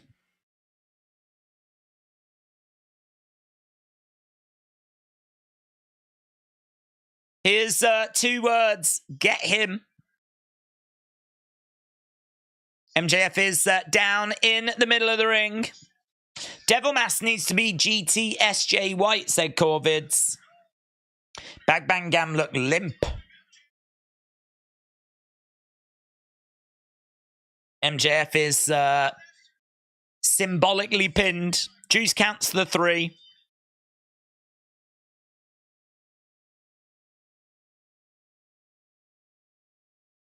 Juice counted the 3. Switchblade holds up that AEW Triple B Championship. MJF is down. And that, I think, is how the show will close, unless we got a little twist. Unless there's a little swerve. Unless there's a little bonus ball. It's the Gang Bang Gang Gang again. This flipping Gang Bang Gang. Samoa Joe watching on backstage.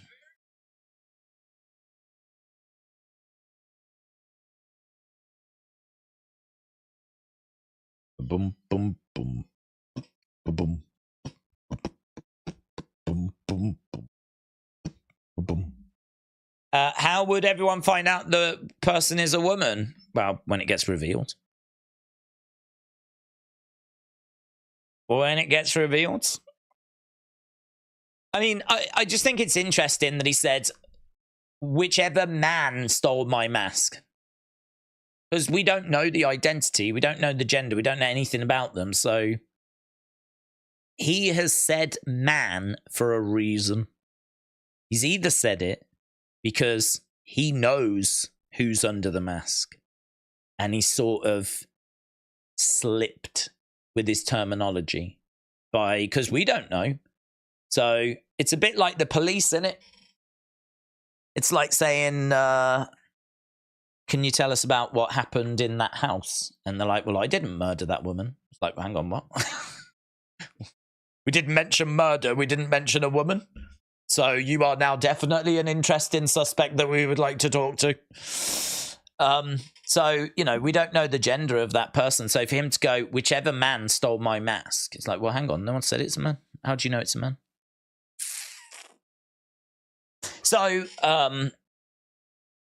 he's either slipped up there on purpose, revealing that he knows who it is, or AEW are just trying to get people to think down a wrong path and think like, okay, so he said it's a man, so what man could it be? And then, oh my God, it's a woman! Oh, I didn't see that coming.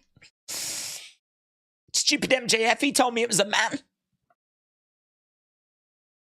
So, or it might turn out to be none of those things and I'm just reading too much into it. You know, it's hard to know what's happening, to be honest. Put in your scores.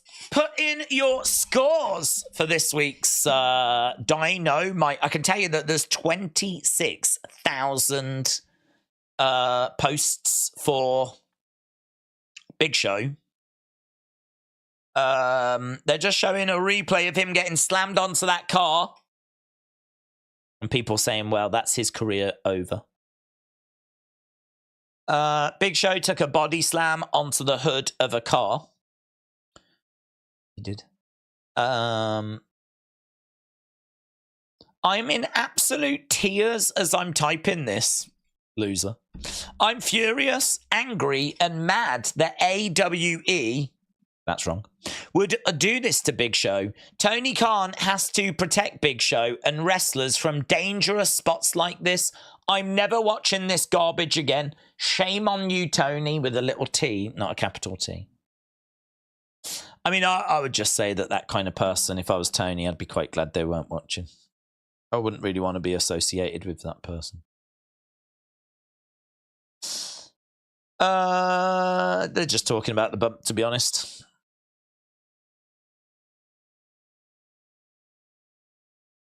I mean, amazing that Hobbs was able to pick him up, actually. Rather than banging on about, oh, I can't believe that we've just body slammed Big Show onto a car, can we not admire the strength of Powerhouse Hobbs? That was pretty sick.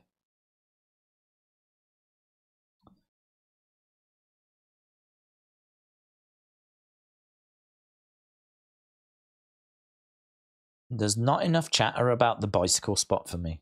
There's to be a lot more chatter about that. Absolutely legendary. Big Show shouldn't have been in that match. It was clear he couldn't do much, and that's why the car spot happened, says Jobson. Cry me a river, said Tony might offer a contract for that opinion, said Roddy. Samoa Joe loves to walk with nothing on all across Gorilla. I want the police now, said Millennial. Jay White sucks. He's only good when his cronies back him up. Sean said, what do you rate the show tonight? I just don't know. I don't know. How do you rate this? How do you rate this thing? I don't know. I would go with a 5 because I just don't know. I mean, I didn't see much here that I like. That ending was just... What was that ending? What MJF came out and said, I like being champion, but all I can see is people coming after me. Mm-hmm. And I'm not going to let that happen. Okay. Then Switchblade came out and went, get 'em, boys. And then they attacked him, and that was the end. It's a go-home show, innit? We already know they're facing, so you could make the argument, well, what else are they meant to do? But, I mean, there's the whole thing about the devil and who's the devil. Like, could we have not found a way of getting that in there somewhere? I really thought that the devil was going to be standing behind Switchblades. They went quite close on him as well.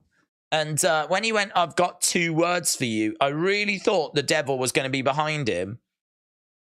And he was going to turn around and go, oh. Which would have been a play on the 2 words thing. Oh. I didn't see this come in. And then, like, the devil could, like, lay him out, or the minions could lay him out, or something could happen. So I thought there'd be something more to it. I thought there'd be like, or at least MJF would accept Samoa Joe's offer, you know, or something. But there wasn't really anything there. The match was the match, wasn't it? I mean, that match, everyone's going to have opinions on that. Everyone's going to have opinions on that match.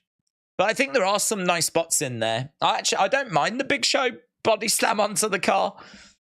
I think it makes Powerhouse Hobbs look like a beast. And if Big Show is willing to go through such a bump, then, you know, so be it. And it was a way of getting him out of the match, wasn't it? So, fine. But then there was a lot of just stuff that happened that wasn't really very engaging for me. So, I don't know. There's bad in here. There's some decent stuff in here. There's a lot of just bland stuff in here. I think it's a go-home show. I think it shakes out at about a 5.5, something like that. 5.5, around that kind of ballpark. I certainly don't think this is a, you know, if someone had never watched AEW before, is this an episode you're going to put on for them? No, it's not, is it? I really don't think it is. Of all the episodes you could choose, I don't think you're reaching for this one. So for me, this is why I'm not in 7s and 8s. But you know, for the first hour, I've got to say it wasn't a problem to watch, or it just sort of passed me by. And I sort of felt that way, kind of going into the start of the second part as well. And then I don't know, then it did just start to drift a little bit. So. But I keep coming back to it because it is true. It's a go-home show. So you have to kind of put that caveat onto it as well, because it was never going to be any great shakes, because the card is sorted. So there can't be any big seismic movements because we know what the card is. So it is what it is. It's done. That's it. We move on. And I am leaning towards doing Full Gear because it is a pay-per-view. We do normally get more people joining us for the pay-per-views than we do for the normal weekly Dynamites. I mean, this looks like we'll probably end up doing about 3,000 views for tonight's show. So, obviously, if it was going to be 3,000 for Full Gear, that just wouldn't be worth my time, because the UFC, we could do UFC and that should be 8 to 10. Or we could do AEW, and if it's Dynamite, it would be about 3. So I have to kind of weigh up what would more people enjoy. Will Full Gear do more than 8 to 10,000 views? That's what I need to weigh up, and I think it might. I also think it might be close. So I am leaning towards doing it. Yes, this Saturday. I would say 90%. I'm 90% leaning towards. But that's kind of what I'm having to weigh up. I'm having to think, like, what would more people want us to do? Would they want us to do the UFC show, which would be more likely 10, to be honest. It's very rare for us to do less than 10. Or AEW, would we get more people joining us for that? I think it's a close one, actually. I think it's a close one. But I am 90% leaning towards AEW. And with that bombshell, we are looking to wrap things up. Let's get a few final comments and then we'll run off. Jason said, to be honest, this last year, this time was a nicer feel with Regal and MJF. Wardlow was still strong. John said, when will Jay White defend the AEW championship versus MJF? They're facing on Saturday. 904 Pinball Zine, shout out to you, says, do the pay-per-view. Philip said, did the show make you want to see Full Gear?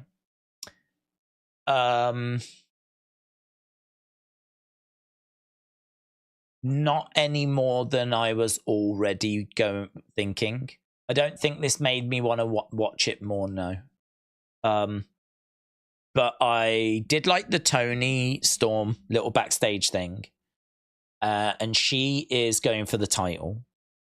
There was the Adam Page and Swerve. There was a couple of nice lines in there. Did it make me want to watch it more? I can't, honestly, I can't say it did, but it didn't make me want to watch it less either. It didn't hurt how much I wanted to watch it.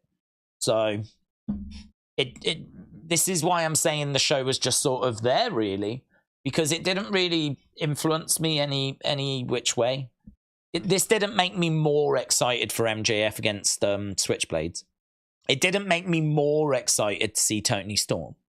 It didn't make me more excited to see Kenny and Jericho against the Bucks. But it didn't hurt any of those things either. Did you hear about the ice hockey player Adam Johnson that died after a horrible accident during a game for Nottingham over in England? I did. Ice hockey in this country is very small. So, I mean, it's not something that has, I mean, it's been a story. I think it's a story that's probably played more on social media than it has on the news, on TV, or in, like, you know, on the BBC website or anything like that. I think it's been because the clip is, you can watch the moment. I think that has played really big on social media. But actually, like, for some reason, that story hasn't been. There's been other I mean, like the Gaza war and everything. Obviously, has kind of took headlines. So yeah, you know, it's been a story. I can't say it's been a huge story, or certainly it's not felt that way to me. I heard that there was a guy that has now been arrested on the grounds of manslaughter, and that's been the debate. Was it intentional? Was it not intentional? I don't know. I mean, I can't speak, can I? I would be shocked if he wanted to kill him live on TV. If he thought, I've had enough, I'm, you know, bang. I think he wanted to hurt him. I can't imagine why you would ever put your foot up that high and not want to hurt the other person, right? So I think there was probably some intention of him wanting to hurt him. I can't for a second think he wanted to kill him. Can't think that. But then that's manslaughter, isn't it? Manslaughter is where you've killed someone and you may not have intentionally wanted to actually kill them, but your actions have resulted in their death. So he's been arrested on manslaughter now, which I think is a very interesting case. It's a very sad case that this happens. Obviously, no one wishes this had happened. So it's one of those that I'm kind of seeing bits of information on, but I can't say it's like the big talking point over here. But I am seeing like little updates kind of coming through. I saw actually that was quite nice. The Anaheim Ducks? And someone did a moment of silence for him, which I thought was really nice because ice hockey in this country is very, very small. It's very, very small.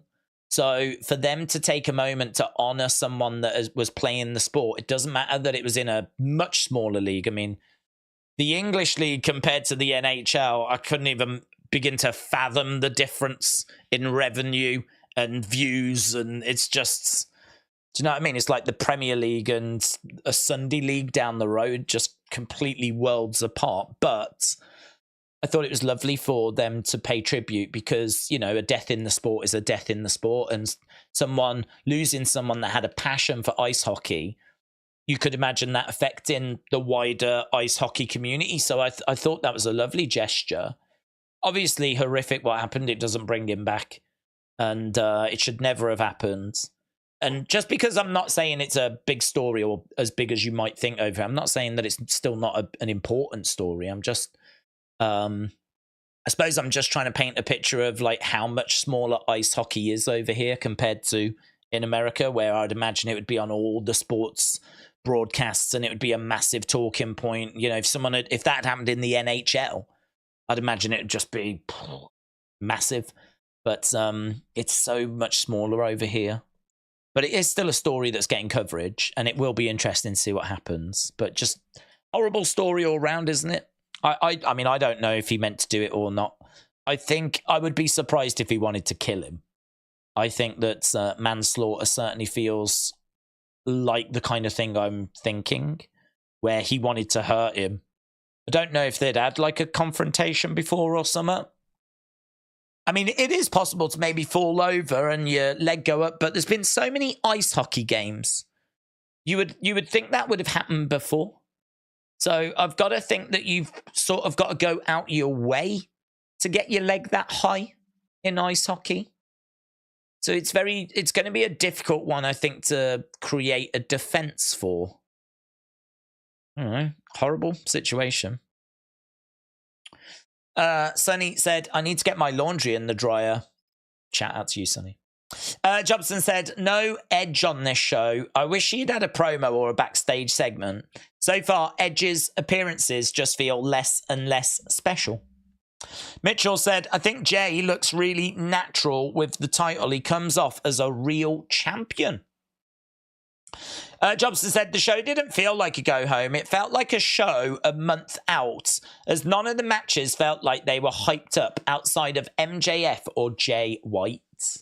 Well, I would counter, like, we did get the face-to-face between Swerve and we did get that confrontation. There was the backstage confrontation where the Bucks actually pushed Jericho, which, you know, kind of gave us a little something there. Obviously, there was the qualifying match to put the final person in the TBS. Skye Blue qualified for that. But I agree, we didn't get like Chris Statlander walk out on the entrance ramp and confront Skye Blue. You know, you could have done something where Julia Hart, Statlander, Skye Blue had a bit of a confrontation of some degree. You could have done something where Hikaru Shida had a moment with Tony Storm. I would agree. There definitely feels like missed moments, opportunities. Maybe they are being saved for Collision. Maybe they're being saved for later because they've still got to do Rampage. They've still got to do Collision. So maybe they're just postponing them for those. But there was a few moments here that were like little touches towards the pay-per-view. But I would agree. It didn't feel like we put the finishing touches to everything, but then there are still a few more shows to go. James said it's definitely intentional. There's no reason to have blades that high. Blades that can slice through your throat. Of course it will kill him. Aubrey said, the guy had history. I don't feel sorry for him. Are we talking about the guy that did it? Because I don't know enough about it, to be honest. Ronda and Marina Shafir against Athena and Billy Stars tomorrow night. It's going to be a good match. Ledger Killer, shout out to you. Tahil said, Days, it was an abnormal movement. It was definitely on purpose. Capsman said, all the NHL teams did a moment of silence. He had played for the Pittsburgh Penguins in the NHL and had played a bit in the minor leagues. He was from Minnesota. Again, more that I didn't know. Here in North America, we just call it hockey, says Jim. Do you think Sting's retirement match should be a singles or a tag? Do you think Sting's retirement match should be a singles or a tag? If you can do a singles, I would do a singles. If you can do a singles. If his body is so beaten down that he's not going to be able to deliver a match good enough for a singles, then it would have to be a tag. Yeah, the guy that did it, not the dead one, says Aubrey. I thought so. It happened to Clint someone in a 1989, a Buffalo Sabre, said A. Jobson. Right, I think we're up to speed with everything. I wish Shida had time to sell her and Tony's match more, said A. Jobson. He was brought in for questioning. I don't know if he was charged, but definitely was on purpose. John, shout out to you, my friends. I will tell you when I return and continue to pray for me. I hope you feel better soon, dudes. Hope you feel better soon. Okay, right. Well, look, we are done. We stuck around for a few minutes after there. We move on, and we move on to... what do we move on to? We'll do a member stream tomorrow, and then on Friday we will be back with SmackDown, and then on Saturday we're looking pretty good for the pay-per-view. And then we should be back to doing a Sunday stream as well this weekend. So, yes, good. I hope people got something from it. If you didn't, don't worry about it. We move on. And we move on to, as we said, SmackDown, which has got a lot going on at the moment. And we move on to potentially Full Gear on Saturday. Have a good weekend. No. Have a good rest of your evening. In my mind, because I was talking SmackDown, my brain just went, it's Friday. It's Friday night. Because I was just talking about SmackDown. So have a good weekend. But you're not having that yet. Have a good rest of the night wherever you are. I will see you whenever I see you next. And appreciate the support, and I appreciate people joining us. And I will see you next time.